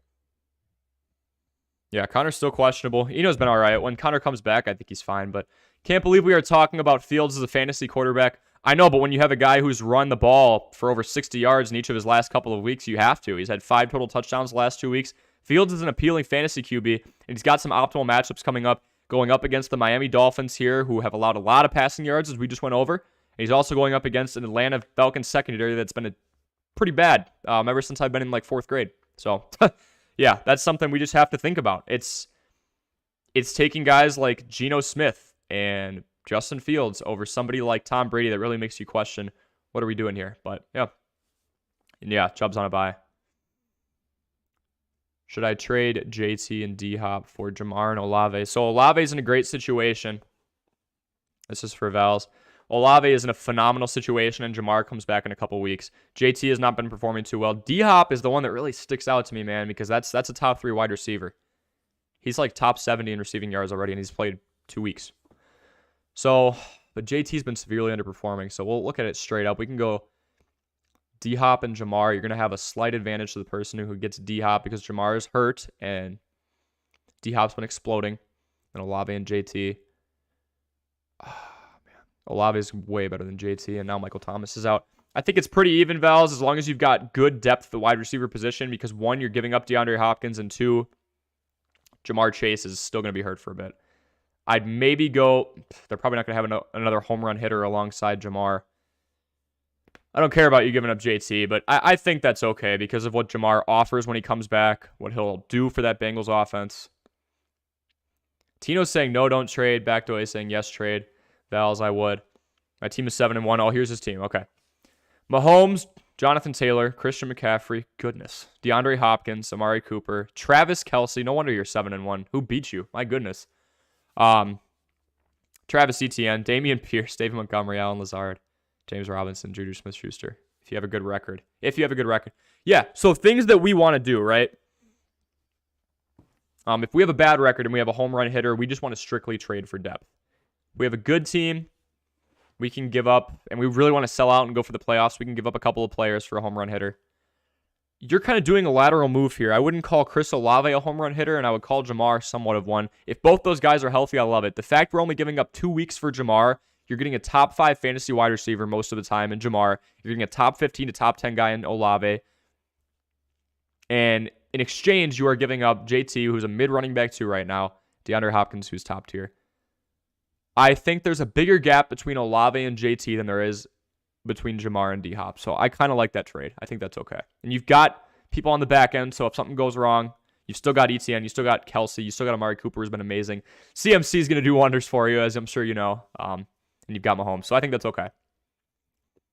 Got the Mahomes, Juju Smith-Schuster combo, which is kind of underrated, not going to lie. But with Kadarius Toney, that's a pretty diversified wide receiving core. Hold Mike Williams. We got to watch him on a week-to-week basis, but I would because I don't think Keenan Allen's coming back anytime soon. Back to 8. The thing with the Los Angeles Chargers is when there's a healthy wide receiver or a healthy pass catcher, so we're talking about even George Everett or Parham, I'm going to play them because they've been so injury-prone. I would hold on to Mike Williams. When he's healthy, he's had some pretty monster games. Tino, Vels, can I have your trade? Can I have your team? You think? He fleeced that dude. Yeah. Bears fan for life. Drake gives me anxiety. Yeah, I know, Tino, but when Gus Edwards is clearly out and Drake's going to be slotted in as the number one running back in this matchup this week, I do like it a decent amount. PPR, Duvernay or Juju? The GOAT. Let's see. I like the name. If you're just stopping in, welcome to the live stream. Doing a little Saturday afternoon Q&A. If you go way back at the beginning of this video, I give you 6 people you should either completely drop or sell off for value. And of course, keep into consideration the type of league you're in. Are you in a 8-team standard PPR or are you in a 16-team dynasty? 16-team dynasty, maybe there's some of those guys you want to hold on to and or sell off. Either way, I think they should go off your team, whether it's just a drop to the waivers, depending on the depth of the league, or a sell off for value. Okay, Duvernay or Juju?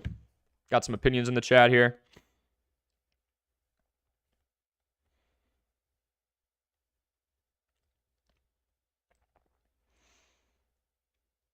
My thing with Duvernay is he doesn't get a whole lot of targets. I think he can get a decent amount more with Mark Andrews out, but look at how Isaiah Likely did with Andrews out. Juju's getting more targets for sure. Let's see.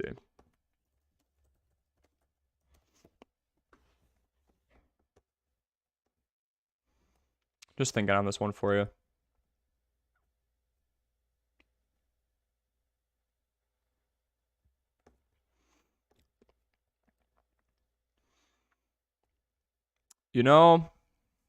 Titans secondary is meh.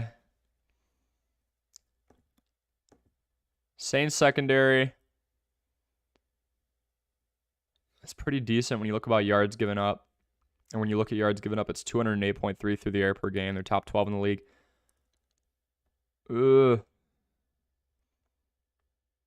I think I like Juju. They both have diversified passing attacks, but there's more of an emphasis on the pass when you have a guy like Patrick Mahomes. I obviously think he's going to get more than 208 passing yards. I think he pushes that back a bit.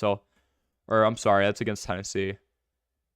So 254 passing yards. So yeah, they're going up against a weaker defense. The Chiefs are. They're going up against the Titans as opposed to the New Orleans Saints, who have a pretty good secondary. Or maybe the Raiders are just bad. I think it's a little bit of both. So I like Juju. Better matchup. More throw-heavy offense. Let's go Juju. Tater Toddy.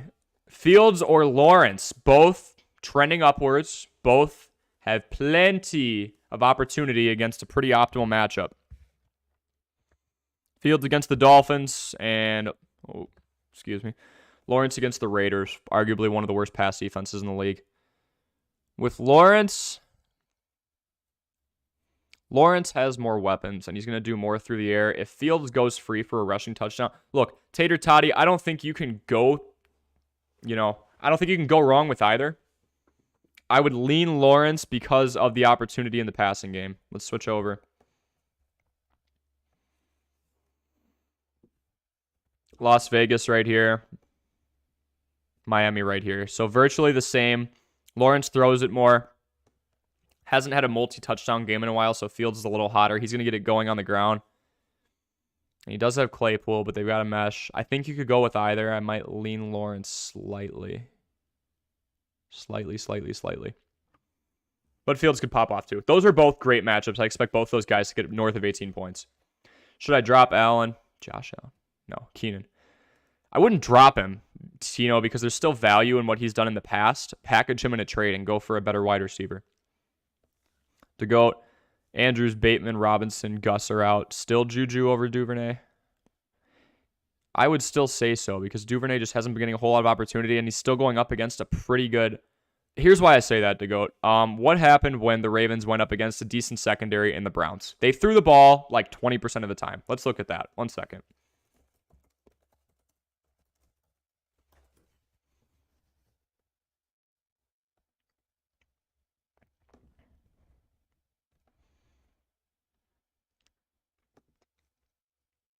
They've done this before. The Ravens have told us straight up, we do not have to pass the ball. We could definitely do this. And even then, leading receiver in yards, Duvernay and Bateman. No passing touchdowns. I just like Juju a little bit more for this reason here. He's going to get more chances. Even with the opportunity that Duvernay may seem to have right now, he is going against a pretty good secondary, And B, he is on a team that is not afraid to run the ball 70 to 80% of the time. There's Juju right there. He's getting 8.58. He's got 2 touchdowns. He's almost at 500 yards. He's getting those big gains. I think Juju has, well, we'll talk about it this way. How do you approach fantasy? Do you want somebody who might boom, like a Gabriel Davis, or do you want somebody who you know is going to get you a guaranteed 7, 8, 9, 10, 11, 12 points? More consistency, you're going to get Juju. Somebody who might pop off, might get you 5, 6 points, you're going to go with Duvernay. Duvernay's got a lot of upside, but he's on a team that's not afraid to run the ball, and they're going up against pretty good secondary. Wouldn't doubt it if they hunker down and feed Kenyon Drake. No, not Josh Keenan. So yeah, for Tino, include Keenan in a trade package. Start 2. It's a standard league. Juju Smith-Schuster, Allen Lazard, Tyler Boyd, Rondale Moore, and Garrett Wilson. Out of those,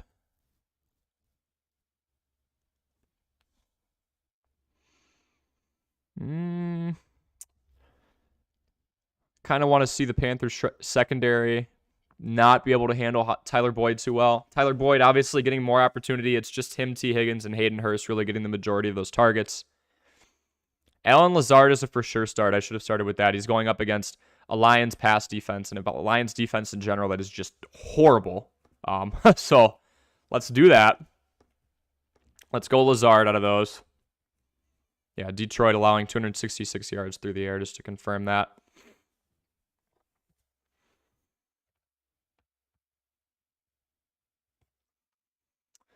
Seahawks defense, I was disrespecting their secondary until a couple weeks ago when they put on a pretty good performance.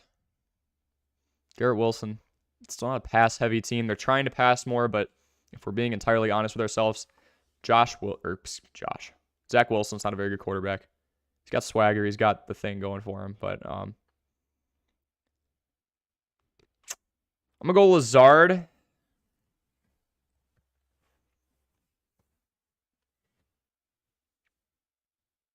Lazard and either, I'd say Moore or Juju. Moore was in 99% of snaps before. I don't think the Seahawks defense is great, but they definitely showed their teeth a couple weeks ago and last week, to be honest. Yeah, I like for sure Allen Lazard against that horrible Detroit Lions secondary. It's one of the reasons they've lost so many in a row now. And then I like either Moore or Juju. This week, Rodgers will. Yeah, I think this will be the 1 week, Tino, where he does decent because the Lions are just so god-awful. Is Zach Ertz too touchdown dependent? And do you think there's a better quarterback than Geno Smith to put in my super flex spot? Let's see.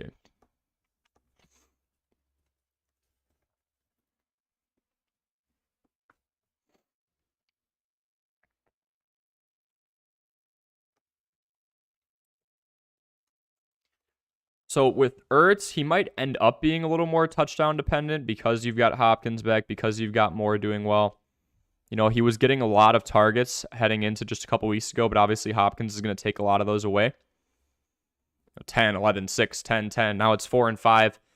You know, we're not in love with this, right? 4 points a couple of weeks ago. I'm not sure you're going to get a whole lot of better players. You know, you can maybe try and go for a Tyler Higbee, who's been that secondary option. It hasn't been Allen Robinson, that's for sure, behind Cooper Kupp. So I think you would classify him as a little more touchdown dependent in order to score because you do have DeAndre Hopkins, because you have Rondale Moore, and then you got Brown coming back eventually. Better than Geno. Geno doesn't pass for a whole lot of yards. You know, it's a shade over 200 majority of times, but it's still a solid option. If you want to go for someone who's trending up, go for a Trevor Lawrence, who's going up against some weaker defenses coming up, or go for a Justin Fields, who's going to get you some yards on the ground. You know, the two people who are pinned up against each other before. But I think Geno's a solid option, to be honest, unless you want to try and make a trade. And then Zach Ertz, yeah, his stock is going to go down. I still think he'll be top 12 tight end position, even top 10. But he's going to need a touchdown to get into the double digits, probably more times than not, because DeAndre Hopkins is coming in there. I mean, look at this. Look at this.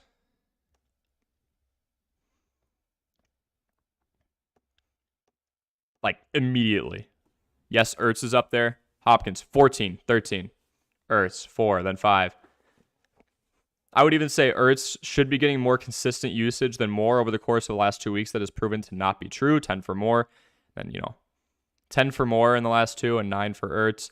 And then you have Hopkins here with 27 in the last 2 weeks. So I still think he is a solid option. And same with Smith. I don't think there's that many out there who you're going to be able to grab.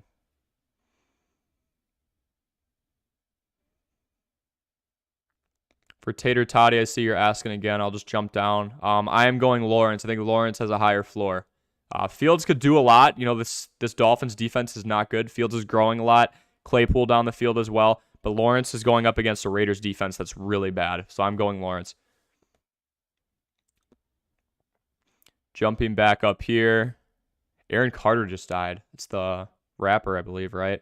That's horrible. There's been a lot of people that have gone down lately. So prayers up to him and his family and his following. Felipe, is Brady still startable? Absolutely not. Maybe you have him on the bench. You're thinking about it. You know, Mike Evans, Chris Godwin, okay. But Tom Brady, not a whole lot of time in the pocket, not able to throw for 300, 350 yards. Brady is not startable. Go out and get a Geno Smith. Go out and get a Justin Fields. Go out and get a Trevor Lawrence. Those guys are younger. Yes, I'm going to use that on Brady because, he's getting frustrated with these O-linemen. He wants 5 seconds in the pocket, and he's not able to have continued success and string great drives together anymore. Derek, welcome to the chat, man. If you are getting value out of this, make sure you like and subscribe. What do you still think about trading Andrews, Swift, and Boyd for CMC and Ertz? It's full PPR, and you've got Austin Eckler, Deontay Foreman, A.J. Brown, Devontae Adams, Joshua Palmer, Rondale Moore, and Gerald Everett to work with. John Doe saying Brady's still startable. Absolutely not. Drop him now. I agree. Mark Andrews, okay. I do want people to pump the brakes on Mark Andrews trades because when he's back, he's going to be that top 3 tight end. We've seen that usage. He's been out for a game here and there before. Fact of the matter is, Mark Andrews, until stated otherwise, is the wide receiver 1 for that Ravens passing offense that is becoming a little more diversified. Nonetheless, Bateman's in and out and all that good stuff. So Mark Andrews, pretty solid. Swift coming back from injury. Boyd, he's only going to have increased impact with Jamar Chase out for the next couple weeks. CMC's a home run hitter. I think you could trade Swift and Boyd for CMC alone. Ertz and Andrews. I don't love CMC and Ertz. You need to get more because Ertz, we just talked about, has that decreased opportunity when you talk about the fact that DeAndre Hopkins is back, Brown will be back eventually, and Rondale Moore is in. So don't like that a lot. You could go CMC and somebody else. I think a 3-for-2 is possible, but you need to get someone better than Ertz. If you're struggling at the tight end position, do a 2-for-1 with Swift and Boyd, and then go out and leverage Andrews for someone else. Or Andrews and someone for literally like Travis Kelce. That's it. You can't settle for much less. You are downgrading at the tight end position to go down to Ertz. Otherwise, great team, man. Austin Eckler, the best running back in the league right now for fantasy football owners. Foreman keeps getting opportunities with Hubbard out, and even if Hubbard comes back soon, don't think it really matters. We know what Devontae can do, had a down week with the illness. Palmer is in a very injury-ridden wide receiving core. We like that for his case. Drop Brady, absolutely. Start Deion Jackson or Patterson, half-point PPR. Patterson coming off injury, Deion Jackson, we know what he can do in the passing game. And if there's one thing we know that new quarterbacks love to do, especially when we're talking about Sam Ehlinger, it's going to be checking it down to that running back or just dumping it off to the running back, and we're talking about a ton of runs. Deion Jackson has shown he can handle the role. He had a lot of pass catches before. When you have a pass catch-heavy, dual-threat running back like Deion Jackson and a starting quarterback who's just making his first couple career starts in Sam Ehlinger, I think you've got to go with Deion Jackson. I think they'll lean on him heavily. Cordero Patterson's coming back from an injury. Has a decent matchup, but I like Deion Jackson a lot more. That's for Tyson Carter. Appreciate it.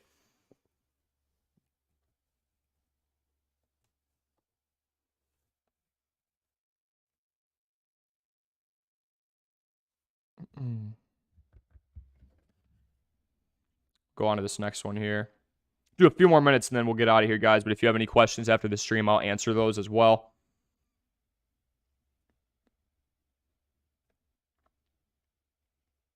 Let's see. Wait, Jamar's not a hold? Like to hold on to the team? Because the deal we were talking before is for Jamar. So, and then Derek saying Bateman's done for the year. Yeah. I really do think Mark Andrews is somebody we got to hold on to. He's a week or two out from coming back in. Only other available free agent is Tannehill, Goff, or Heineke. Heineke's shown some grit, but he's not a great fantasy quarterback. Goff, that offense in general is struggling. Tannehill should never be on anyone's fantasy team unless we're talking like dynasty, and we got to go super deep or 16 team, and even then I wouldn't do it. So Tyson, for your question before, I like Deion Jackson in that role with a new quarterback who's probably going to need to rely on the guy in the backfield. JT's out, Deion Jackson in. We saw what he did last time he got a starting role, heavily involved in the passing game. Even half point PPR, we like that a lot. Patterson coming off an injury, okay? So we like Deion Jackson. Start one between Rondale Moore, Kenyon Drake, or whoever was benched between Jackson and Patterson. I think I like Rondale Moore as that decisive wide receiver too right now, getting a little more action as of late than Zach Ertz. Another thing with the Cardinals run more plays than anybody else in the NFL. It's north of 70. So Tyson, if we go right here, appreciate all of you in the comments joining me on this Saturday afternoon as we get prepped for Week 9 of NFL action. I'm Corey, Armchair Athletes here, and I'm just trying to do everything I possibly can to help you win in Week 9. Can't guarantee a win, obviously, but I'm going to put the information in front of you that I think is going to help you the most. I'm going to put as much fact-based, research-based information, and you see me back it up on the stream as I'm about to do right now with the Cardinals situation. I put as much research-based information as I possibly can that is relevant to your fantasy situation. I throw it in front of you, and I put the keys in your hands from there. I let you make the decision. So just trying to help out here. Yeah, more plays than anybody else in the league, Arizona Cardinals. So Rondale Moore, I think, is going to get his touches. He's the decisive wide receiver too right now. It's not Robbie Anderson. He's getting more action than Zach Ertz. And so what if Ertz gets decent targets too? There's room for more behind Hopkins. Focus is not going to be on him. Drake is appealing, and Patterson coming back from injury. I like Rondale Moore against the Seattle Seahawks. Kenyon Drake's going to get a majority of those rushes with Gus out, Tyson, but I do like Rondale Moore. Half-point PPR, I think I like Rondale Moore or Drake, but I'm leaning Moore. Start Jackson. Start Fields or Lawrence. Yeah. No problem, Tater Toddy. Yeah. I think Lawrence has that higher floor. Fields has a bit of a higher ceiling because he can sprint around. I'm a more conservative player, so I like Lawrence a bit. Saquette, I think is how I say it. I'm sorry if I'm mispronouncing anybody's name here. Start 2, Jamal Williams, Deontay Foreman, or Gabe Davis, full PPR. Jamal Williams, he's side by side here with DeAndre Swift, who's supposed to be coming back. Deontay Foreman, you're definitely starting. So he's one. Chuba Hubbard's out. I know it's not the most optimal matchup in the world for the Panthers this week, but Deontay Foreman, fact of the matter is he's been involved in the passing game. He's had some pretty explosive games, albeit one of those was against the Atlanta Falcons. We know all about their defense. But I really, really, really like Deontay Foreman in the situation he's in right now because other than DJ Moore, there's not a whole lot of talent there to use when you're talking about ball touches. So I like Foreman. So now we are between Gabe Davis and Jamal Williams.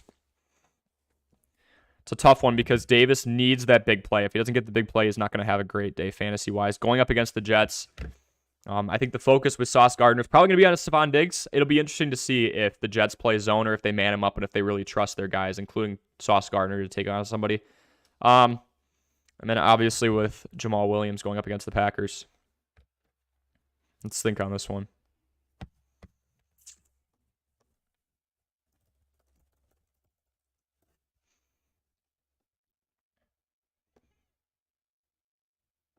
Swift's still questionable. Packers aren't the best against the run. Gabe Davis needs that big play. Yeah, there's the questionable. Gabe Davis needs that big play, and he's going up against a pretty tough Jets secondary. We don't know if they're manning him up or playing zone. Meanwhile, Jamal Williams in a backfield where he has thrived, and Swift might not come back. So we've got Jamal Williams being able to thrive. He gets that volume. He gets touchdowns. He gets a lot of touches in the red zone. Even when DeAndre Swift was healthy, he would poach touchdowns. Had the most through a couple of weeks with 6 of anybody in the league. And he has an optimal matchup against a Packers defense that allows nearly 5 yards a carry. So better matchup. I think he'll get more usage as well, as Gabe Davis is more of a big play guy, 4 or 5 targets a game. Chris Tamarchi. Thanks for joining, man. Make sure you like and subscribe if you get value out of this. Start Kirk with a Jefferson stack or Justin Fields. Okay. So we're talking about Cousins and Jefferson, or do we go the other way with Justin Fields? Jefferson's obviously always a start. One of the best wide receivers in the league. Against the Commanders, let's see here.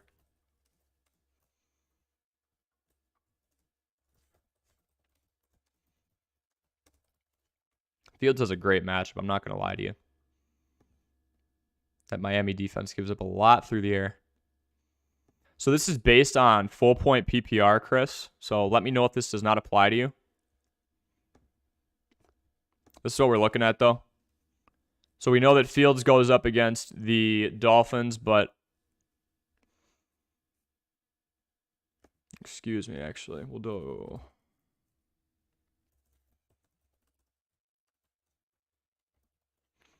We're basically choosing between Mr. Kirk Cousins and Mr. Justin Fields.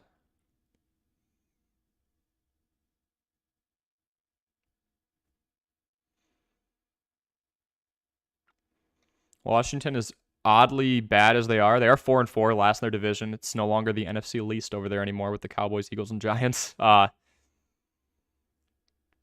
232 yards a game through the air. Let's look at some passing touchdowns. Those are the things that are very appealing to us.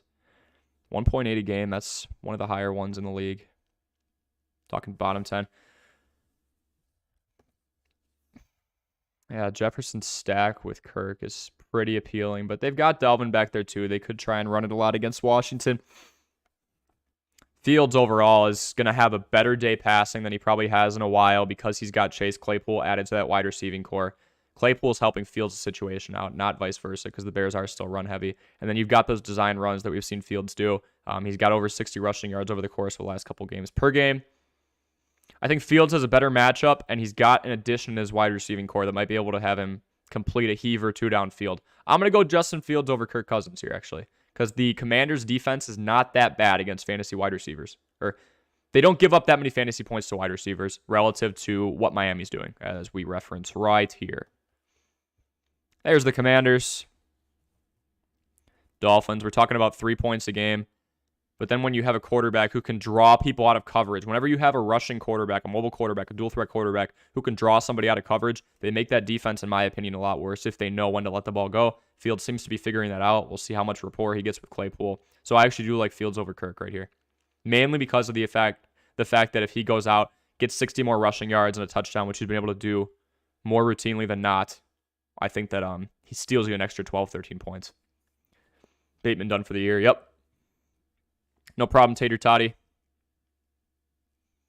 What's better for a beginner, picking a lesser player with a better matchup or keeping the better player against a tougher matchup? You have to go with a hybrid between the two, John, and there's going to be a lot of tiebreakers. For example, if you have a wide receiver too, like Rondale Moore, is D-Hop out today? And then is the matchup good? It depends on the position too. If a defense isn't that good, but they're going up against the Texans or the Rams, I am starting that all day long because I just know the opposing offense isn't going to be able to get anything going. Even if there's only 1 or 2 sacks in the game and not a whole lot of turnovers, well, guess what? I still get my defense probably only allowing 17 or 20 points a game. So you have to use a hybrid between the two, John. If you have a bad player with a good matchup and a good player with a bad matchup, you're probably thinking, oh, I have to break even. Consider other things. Consider their usage. That's where we want to start to look at things like this is literally just random because I have the tab open still. That's where we want to look at target usage. Let's say you're looking at the tight end. It's Tyler Higbee. He's got a decent matchup coming up. Completely making this up right now. But then you have somebody who doesn't get a whole lot of attention, not a whole lot of points compared to Tyler Higbee. Let's talk Cole Kmet, and he goes up against a team that is horrible against tight ends, okay?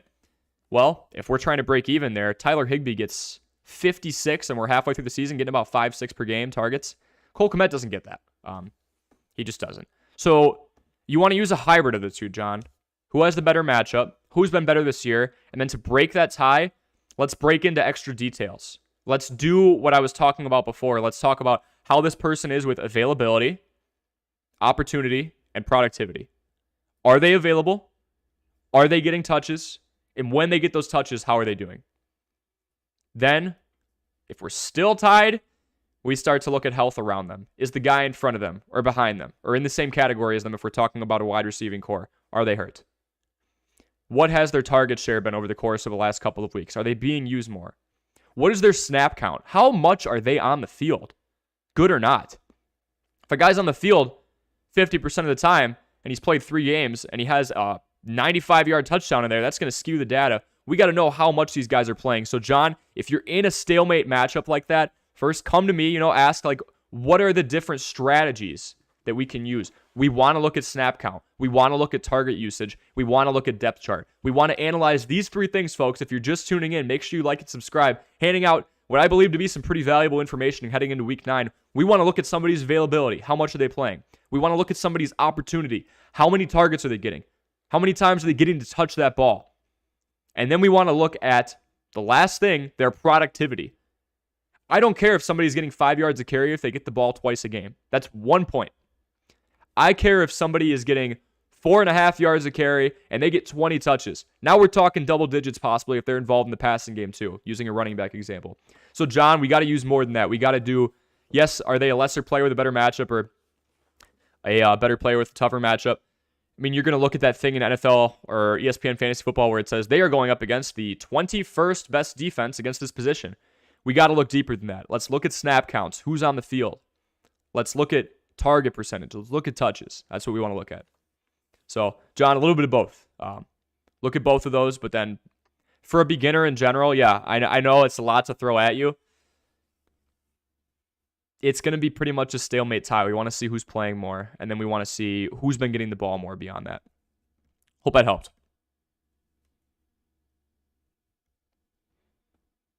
Derek, yeah, I just traded for Devontae on Tuesday. That's a great trade because Devontae was dealing with some illness, and a lot of fantasy owners are pissed off right now. They're like, this man just got me 1-2 points. Are you kidding me? Are you kidding me?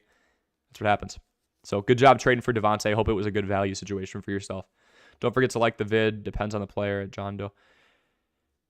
Yeah, I agree, Tater Toddy. Depends on the player. And thanks for promoting it. Yeah, don't forget to like the vid. Start 1. Tyler Allgeier, A.J. Dillon, or Antonio Gibson. I was not a big fan of Antonio Gibson because I was pretty sure that Brian Robinson was taking away as much as he possibly could for usage. But the thing is, with Antonio Gibson, here's what I think is very appealing about him. His usage in the passing game. Going up against a team in Minnesota who doesn't have the best defense. They're not 5-. They don't have 6 wins so far because of that. Not 6-1 because of that. I almost said 5-1. It's because of their offense. But when they play against teams, those teams are going to score a decent amount. We don't care about Antonio Gibson on the ground. That's not what we're here for. We are here for this, folks. Let's just look at him as a receiver. 4.8 points as a receiver. 10.8 points as a receiver. 18.8 points as a receiver the last couple of weeks. This man's had at least 4 targets in each of the last 4 games. 4 games, excuse me. So between Tyler Allgeier, he's dealing with the fact that Cordero Patterson's coming back. Between A.J. Dillon, he has not been doing very well in comparison to Aaron Jones. We'll do this for you back to OA. A million tabs open, so my apologies for being a little pokey on this. So breaking down your situation here. I don't like A.J. Dillon right now. He's not as involved in the passing game. It looked like a 1A, 1B scenario, but we're seeing with that increased productivity, I will take somebody who's getting me 6 yards a carry over 4 yards a carry all day long. Same situation with David Montgomery and Khalil Herbert. I want somebody who's going to be more productive when I'm giving them the same amount of opportunity, when they're both available the same amount. That's our tiebreaker right there. You're available, you're healthy, you're getting the touches. Now who's doing better? It's clearly A.J. Dillon. He hasn't been getting the touches as a result. Aaron Jones, 41 touches the last couple of games to A.J. Dillon's 15. That's nearly a 3-to-1 ratio. So I'm going to go Antonio Gibson because of those targets he's been getting. I think he's going to get heavily involved in the passing game. Minnesota's defense is not that good. They're winning because of their offense, so that's what we do. Felipe, last question, my brother, and I'm subscribing. Appreciate you, man. Kenyon Drake or Deion Jackson, both guys who are slotted into a situation where they get to be the running back 1 for the week. Kenyon Drake over Gus Johnson, Deion Jackson over Jonathan Taylor. Let's do this, my man. Felipe, I want to make sure I give you some in-depth research, and you can make the decision from here, all right?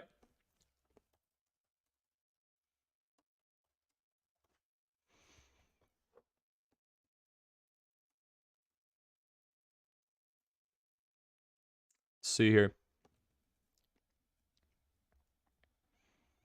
Appreciate all of you stopping in again. My name's Corey. This is Armchair Athletes.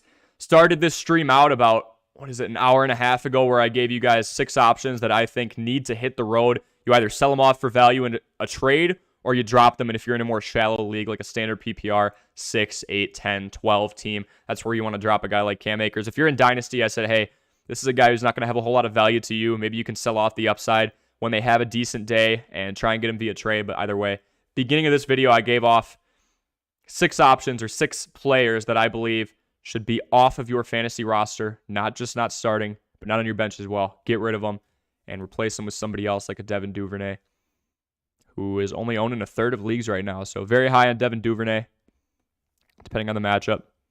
So we're talking with Felipe right now, and we are deciding between Kenyon Drake and Deion Jackson, both fill-in running back ones. Let's cut here. Yards per carry allowed is what I want to look at on this one. We know they're both going to get the usage. Kenyon Drake has 5.1 yards a carry. Deion Jackson is more of a pass catcher, so PPR, we're leaning Jackson a little bit heading into this little dive in for information. We know that the Colts are playing the Patriots. New England allows 4.8 a game.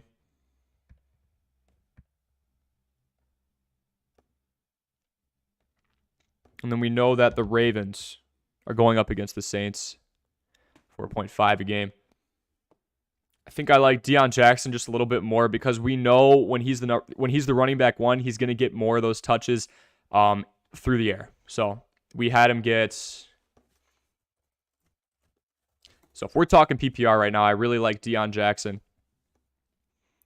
His upside through the air is not going to go crazy on the ground. 3.3 yards a carry. Again, not too fond of that. Not too fond of anything under 4. But what I am fond of is this. If we can get half of this, if we can get 5 receptions for 40 yards, his job is done. That's 9 points. Get a couple nice rushes. Get 30, 40 yards, 12 points. We're very happy with the fill-in 12 points. Extremely happy with it. And I think when you have the situation that the Colts have right now, it's a new quarterback in Sam Ehlinger. He's going to work on those dump-off throws. Those are the throws that you do to build confidence. You're going to throw some bubble screens to Paris Campbell, to Michael Pittman, to Alec Pierce. But you're also going to be looking for some slip screens on those heavy blitz packages where you throw it to a guy like Deion Jackson, who the Colts learned when they slotted him as the running back one a couple of weeks ago is a great pass catcher. Give me Deion Jackson over Kenyon Drake. Tyson Carter says, thank you, no problem. Back to thanks, bro, no problem. Sket, thank you, no problem, guys. Just here to help.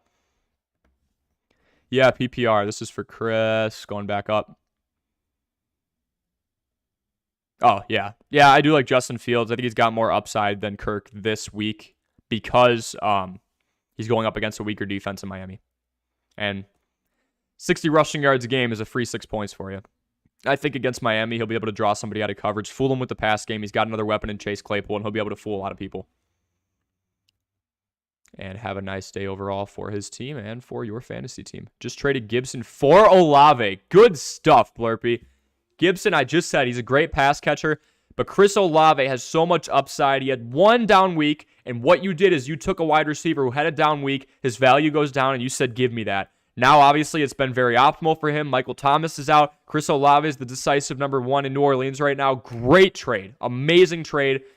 That is a horrible offense in Washington. Gibson's going to get his pass catches, but I think I like Olave a lot better than Gibson. So good stuff. Buy low, sell high, just like the stocks. Bradley Roach, thanks for coming to the stream and welcome, my man. And then we'll get to George and Legacy right after. Appreciate all of you stopping in. Just doing your fantasy football homework for you here on a Saturday evening. Again, my apologies if you hear any wind outside. I'm obviously indoors, but there's 30 to 40 mile an hour winds going on outside. I'm in northern Wisconsin. There's kind of a storm moving through. So hopefully my mic doesn't catch that up or doesn't catch those noises. So rate my starting lineup. Let's do it, Bradley. Kyler Murray, Kenneth Walker III. Beautiful pickup. You probably got him around week 5 when Rashad Penny went down. Dalvin Cook, Cooper Kupp, Justin Jefferson, Jamal Williams, Eagles defense, and Evan McPherson, full PPR. Bradley, my goodness. Give yourself a pat on the back, my man. Kyler Murray just got DeAndre Hopkins back. You know, he was kind of around, maybe a little bit below expectations coming into a couple weeks ago. When you've got one of the best wide receivers in the game, you're going to do very well. So, I love Kyler. Kenneth Walker III is one of the most productive running backs in the league right now. I think he's a front runner for Rookie of the Year. It's probably him and Olave right now. Dalvin Cook is beautiful. Everyone was concerned about Alexander Madison, but the Vikings run so many plays. There's room for everybody. Cooper Kupp, best receiver in the league for fantasy. Justin Jefferson. The fact you have Kupp and Jefferson. Bradley, what is your record? I'm going to guess it's 6-2 or 7-1. I'm going to guess. Jamal Williams, so we've got a guy who's produced well and I think has definitely earned himself an active role in the backfield. Eagles defense, we're talking top 5 right there.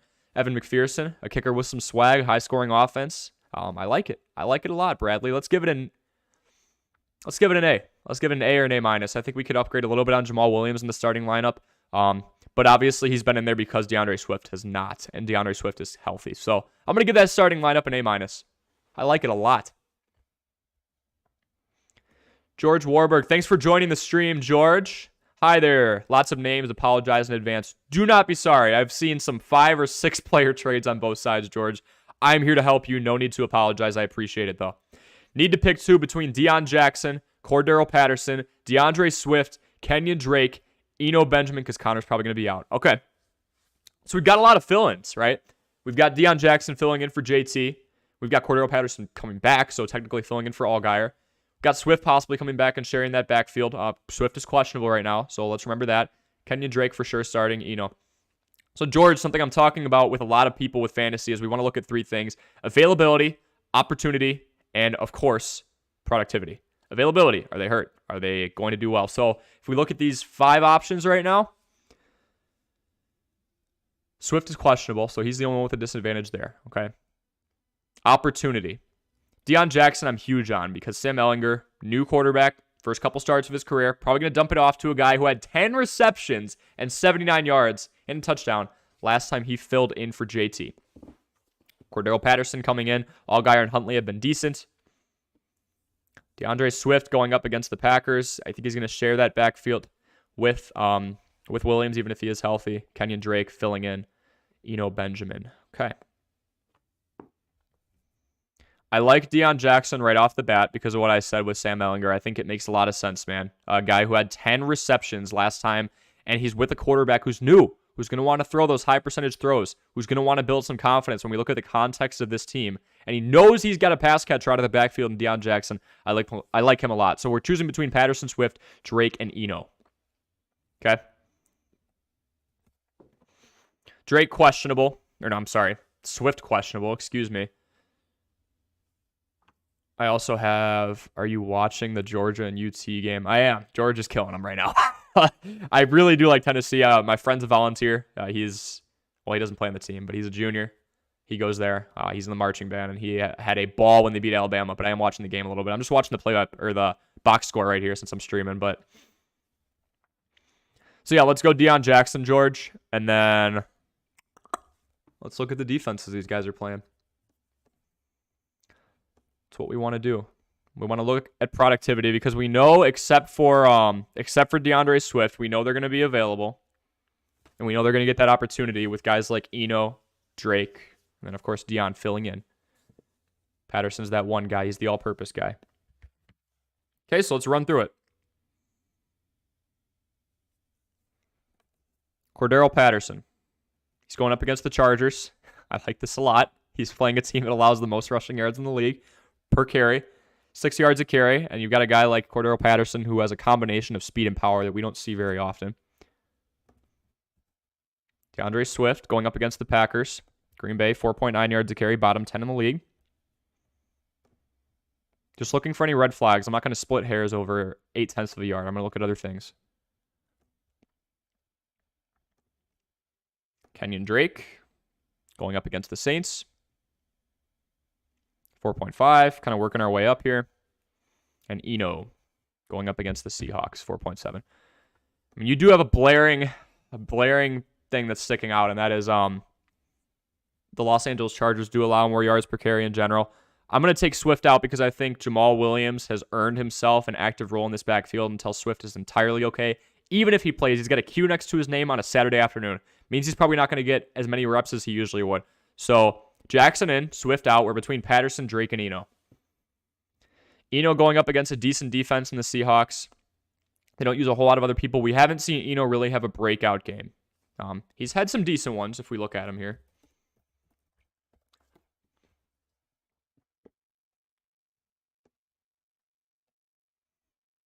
Eno gets his job done. The one that I would say was really close to a breakout. I mean, it was a really good game. We got about 21 points here against New Orleans. Pretty good defense. Very well. Did very well on the ground, and then didn't do very well against a Minnesota defense that isn't that good against the run, so that's a little concerning. We talk about the upside with a guy like Cordero Patterson. Yes, he's coming back from injury, but it looks like he will be in. Just triple check that. I did see in before. but it's been 2 hours since I started this stream, so I want to make sure nothing changed. Yeah. Cordero Patterson, so not only does he have the most vulnerable matchup when we look at a team that allows 5.7 yards a carry, Swift is questionable, Drake is going up against a respectable defense, and Eno just hasn't been as productive, or wasn't productive last week against a defense that I thought was pretty attackable. So I like Deion Jackson and Cordero Patterson. If you want to disagree with me and go on a third one, I like Kenyon Drake due to availability, and he averages 5.1 yards a carry. So we also have a back that's more productive. So in order of priority, my opinion, George, never going to tell you what to do. Just put some research in front of you. It is up to you in terms of what you're going to do with that information going forward with your decision. I like Deion Jackson, then I like Cordero Patterson, and then I like Kenyon Drake right next to him. So that's kind of what I'm going with there. Legacy, should I sell Kamara? Kamara's got an interesting situation going on right now. There was like a video leaked by TMZ. It's up to you. Kamara is an amazing back in terms of fantasy football value. I don't know. I think we let him play here and see where the value goes. We have nothing confirmed yet. Looks like the lawyers are trying to push everything back. Don't know a whole lot about the legality of that situation. So that's some research I'll have to do to really give you an honest answer on that. Value-wise, we like him. And again, if your mind is there, is someone else going to take Kamara and go, yeah, I'm sure he rides out the season. We got to go to some sources and see how likely it is that he plays. And because there's some legal issues, I can't really sit here and guarantee he's going to play next week or the week after or anything like that. So I'm really not sure, man. I don't think other people are going to be too ready to buy into someone who could get suspended for the rest of the year at any moment. Also, would you choose Olave or Amon-Ra St. Brown? Amon-Ra St. Brown is in there right now without Josh Reynolds. Olave is going to be in there without Michael Thomas. But Amon-Ra St. Brown is going up against a really good pass defense. He's going to have either Jair Alexander or Eric Stokes on him. Probably Jair.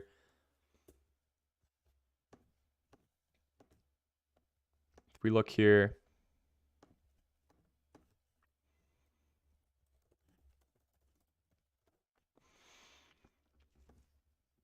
Yeah, second best pass defense in the league when we look at Green Bay.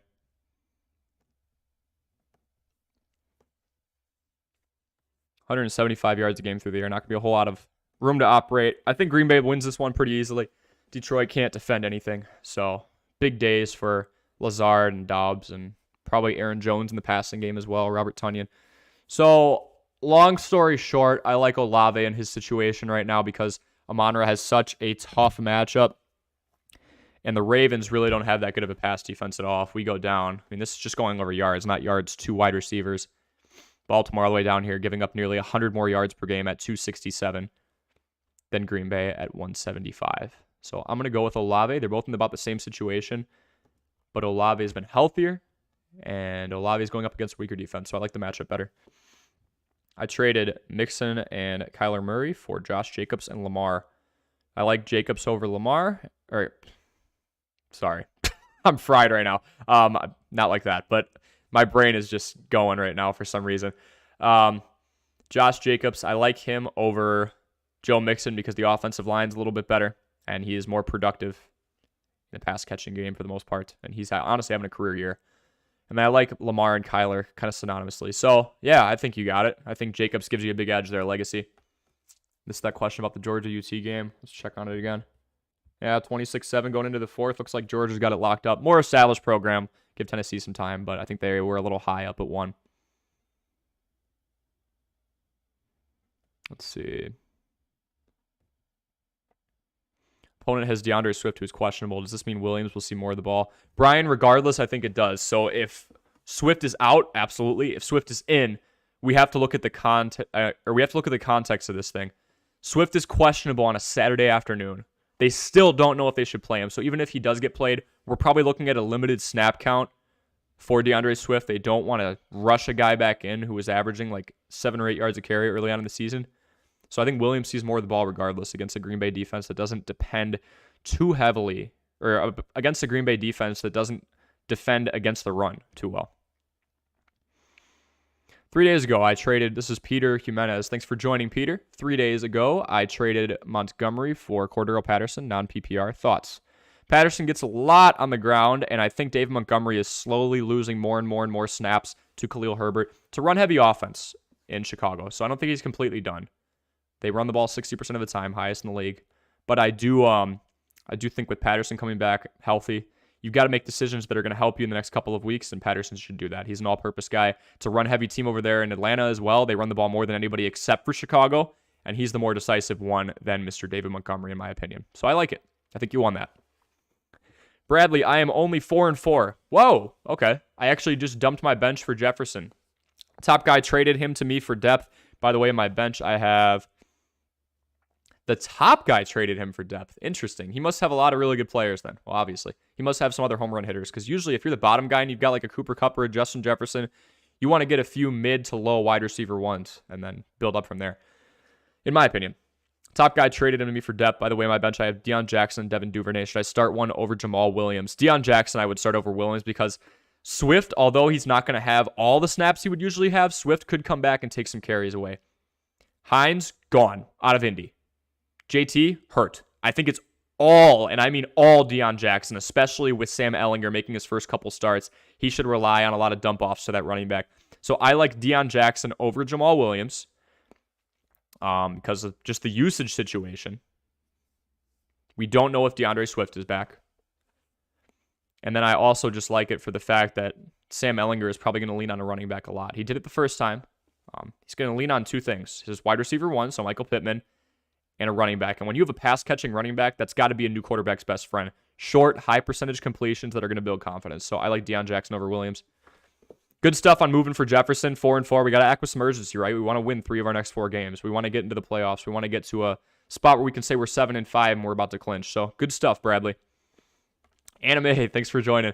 All my receivers are either on bye or out, and got to get one quick. How do you feel about picking up Tyler Lockett or Gabe Davis? I know you're in a 6 team. So Tyler Lockett or Gabe Davis. Gabe Davis is more reliant on a big play. And if we're just looking for a fill-in because it's a bye, we want to strictly look at this matchup for this week. Bills and Jets, that's right. So Sauce Gardner. The Jets have a really good secondary. They're great at defending against the pass. Tyler Lockett going up against the Cardinals. Cardinals run a lot of plays. They're going to finish those drives quick. I think Lockett has a greater chance against that defense. So I actually like Lockett to be more of a consistent player. I think he has a better chance of scoring 10. And I think Davis has a better chance of scoring like 25 because Davis will explode. Davis is a boomer bust guy. He's going to give you 25 or he's going to give you 5. Lockett's going to get more consistent usage. It's him and DK Metcalf. So I like Lockett. I like that matchup. Swavey JP, thanks for joining the stream, man. If you're getting benefits from this stream, from the information, from the research I'm presenting to you, if anybody watching the stream right now is getting value out of this, out of spending their Saturday afternoon with me, make sure you like and subscribe, doing everything I can to help as many of you out with your fantasy football matchups heading into week 9. Swavey, 10-man PPR, 6-2. Good stuff, man. We're in the driver's seat, probably a couple weeks away from clinching. Should I trade Lamar Jackson, ETN, and Kadarius Toney for Josh Allen, Chris Olave, and Najee Harris? Other running backs that you have, you've got Nick Chubb, you've got DeAndre Swift, and Kenneth Walker III, one of my favorites this year. Other wide receivers are A.J. Brown, Amon-Ra St. Brown, and A.J. Brown, Amon-Ra St. Brown, and T. Higgins. Would you trade ETN for Olave straight up? Or ETN for Olave and Najee straight up? Yeah, with Olave's situation right now, I don't like Najee Harris. He's not a very productive back, but he still gets a decent amount of usage. Pittsburgh seems to like him. Nobody's really taking his spot back there. I would do ETN for Olave and Najee Harris solely because Michael Thomas, and I apologize, I'm answering these out of order, solely because Michael Thomas is out now, and I think Olave gets more and more opportunity, especially with Kamara possibly being out with this whole video being leaked too. So I like ETN for Olave and Najee.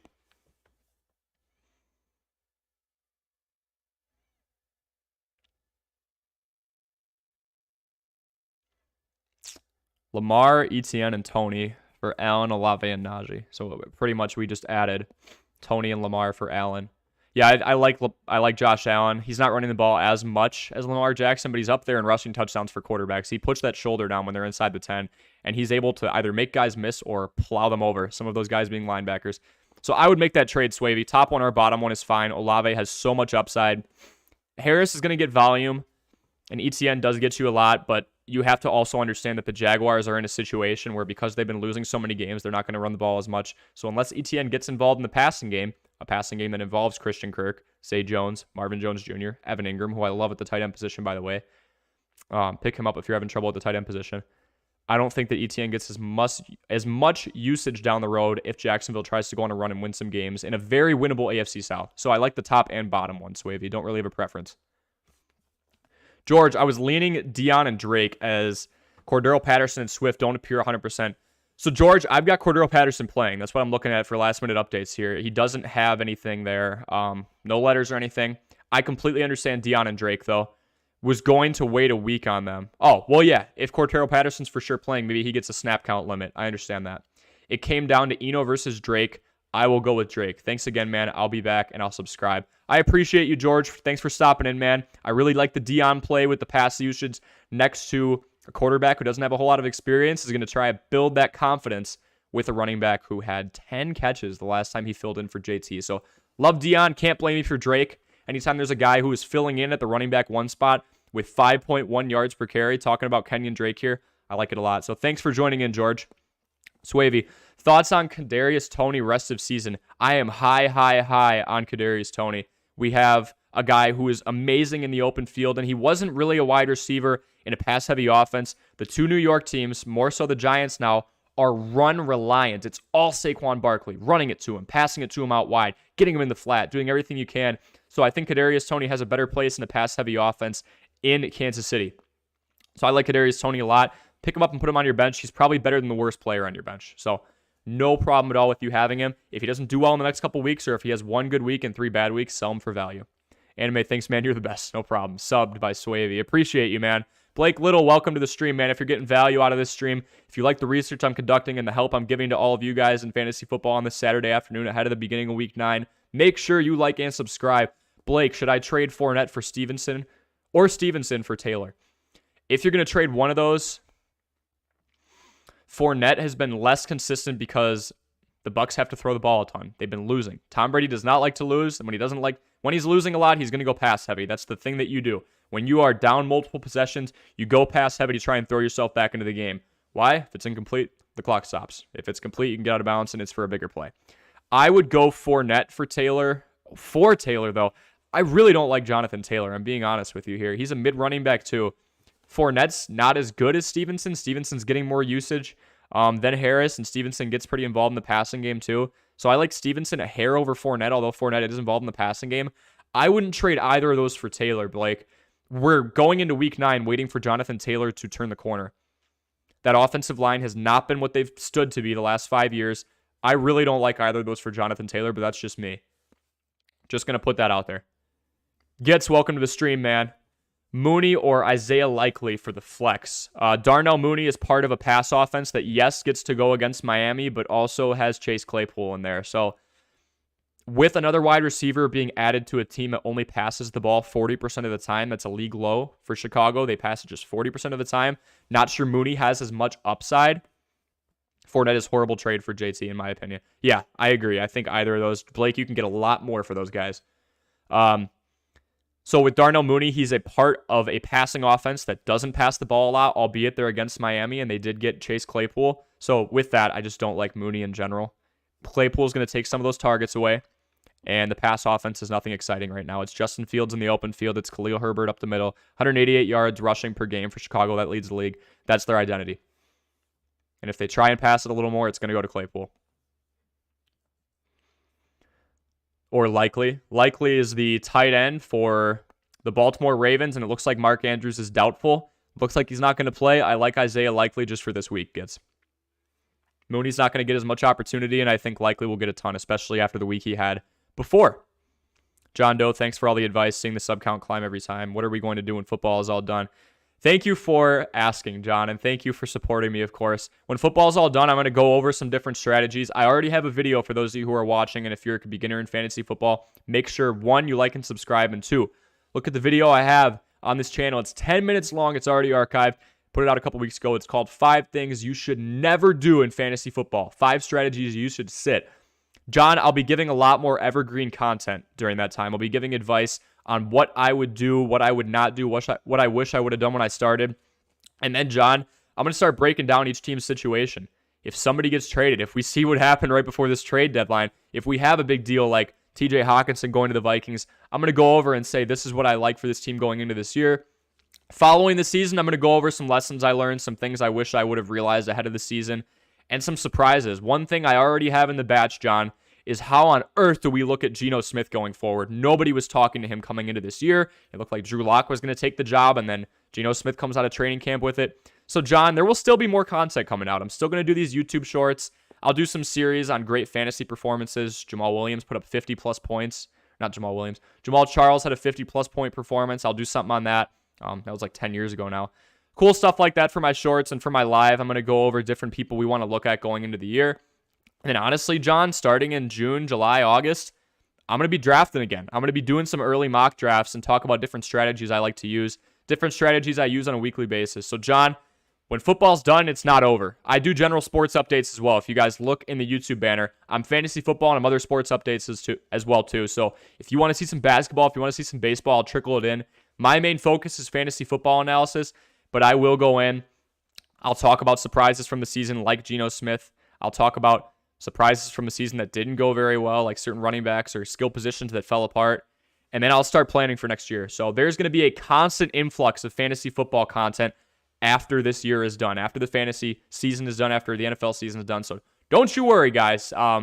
Feel free to stay around the whole year. I will be leading into the 2023 season with plenty of momentum for you guys. And I'll be taking some suggestions in the comments, as always. So thank you, John. Hope that answered it. Antonio Lopez, welcome to the stream, man. A.J. Brown and Kenneth Walker III for CMC and Pittman. A.J. Brown, a little bit better than Pittman, obviously. CMC, decent amount better than Walker. CMC is in it. It's just a match made in heaven right now. It's a run-heavy offense under Shanahan. It's a beautiful offensive line he's operating behind. I like that trade for you, Antonio. PJ, start Lazard or DJ Moore? Lazard's going up against one of the worst defenses in the league in Detroit. DJ Moore is going up against the Bengals, who are decent in the secondary, although he is all they have. There's more options for Rodgers, so I think DJ Moore just gets more looks in general. It's pretty much just him and Deontay Foreman right now. So, PJ, I'm going to go DJ Moore, despite the fact Lazard has a bit of a better matchup, because Romeo Doubs had a pretty good game against the Bills, so I think he's got some rapport going as a rookie. Yep. There's Gitz's take on the trade. Yeah, Blake, if you're still in here, I would definitely I'd go for better than Taylor. I know Taylor seems like cream of the crop. He was a lot of people's number one overall pick. He's not that value anymore. It's a bad offensive line, and he's not efficient compared to how he was last year. Okay, Cole Carney. In a 12-player league, Paris Campbell or Tyquan Thornton for the flex position. Okay, all right.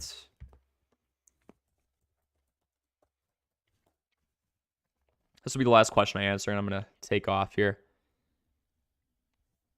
So I know Thornton had a good game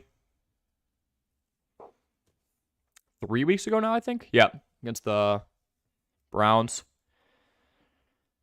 Paris Campbell is a little more established than Thornton, and honestly, with the Patriots going between Mac Jones and Bailey Zappi, I know Jones is back, but Zappi put on a pretty good performance in like the rest of the game against the Bears, albeit they lost.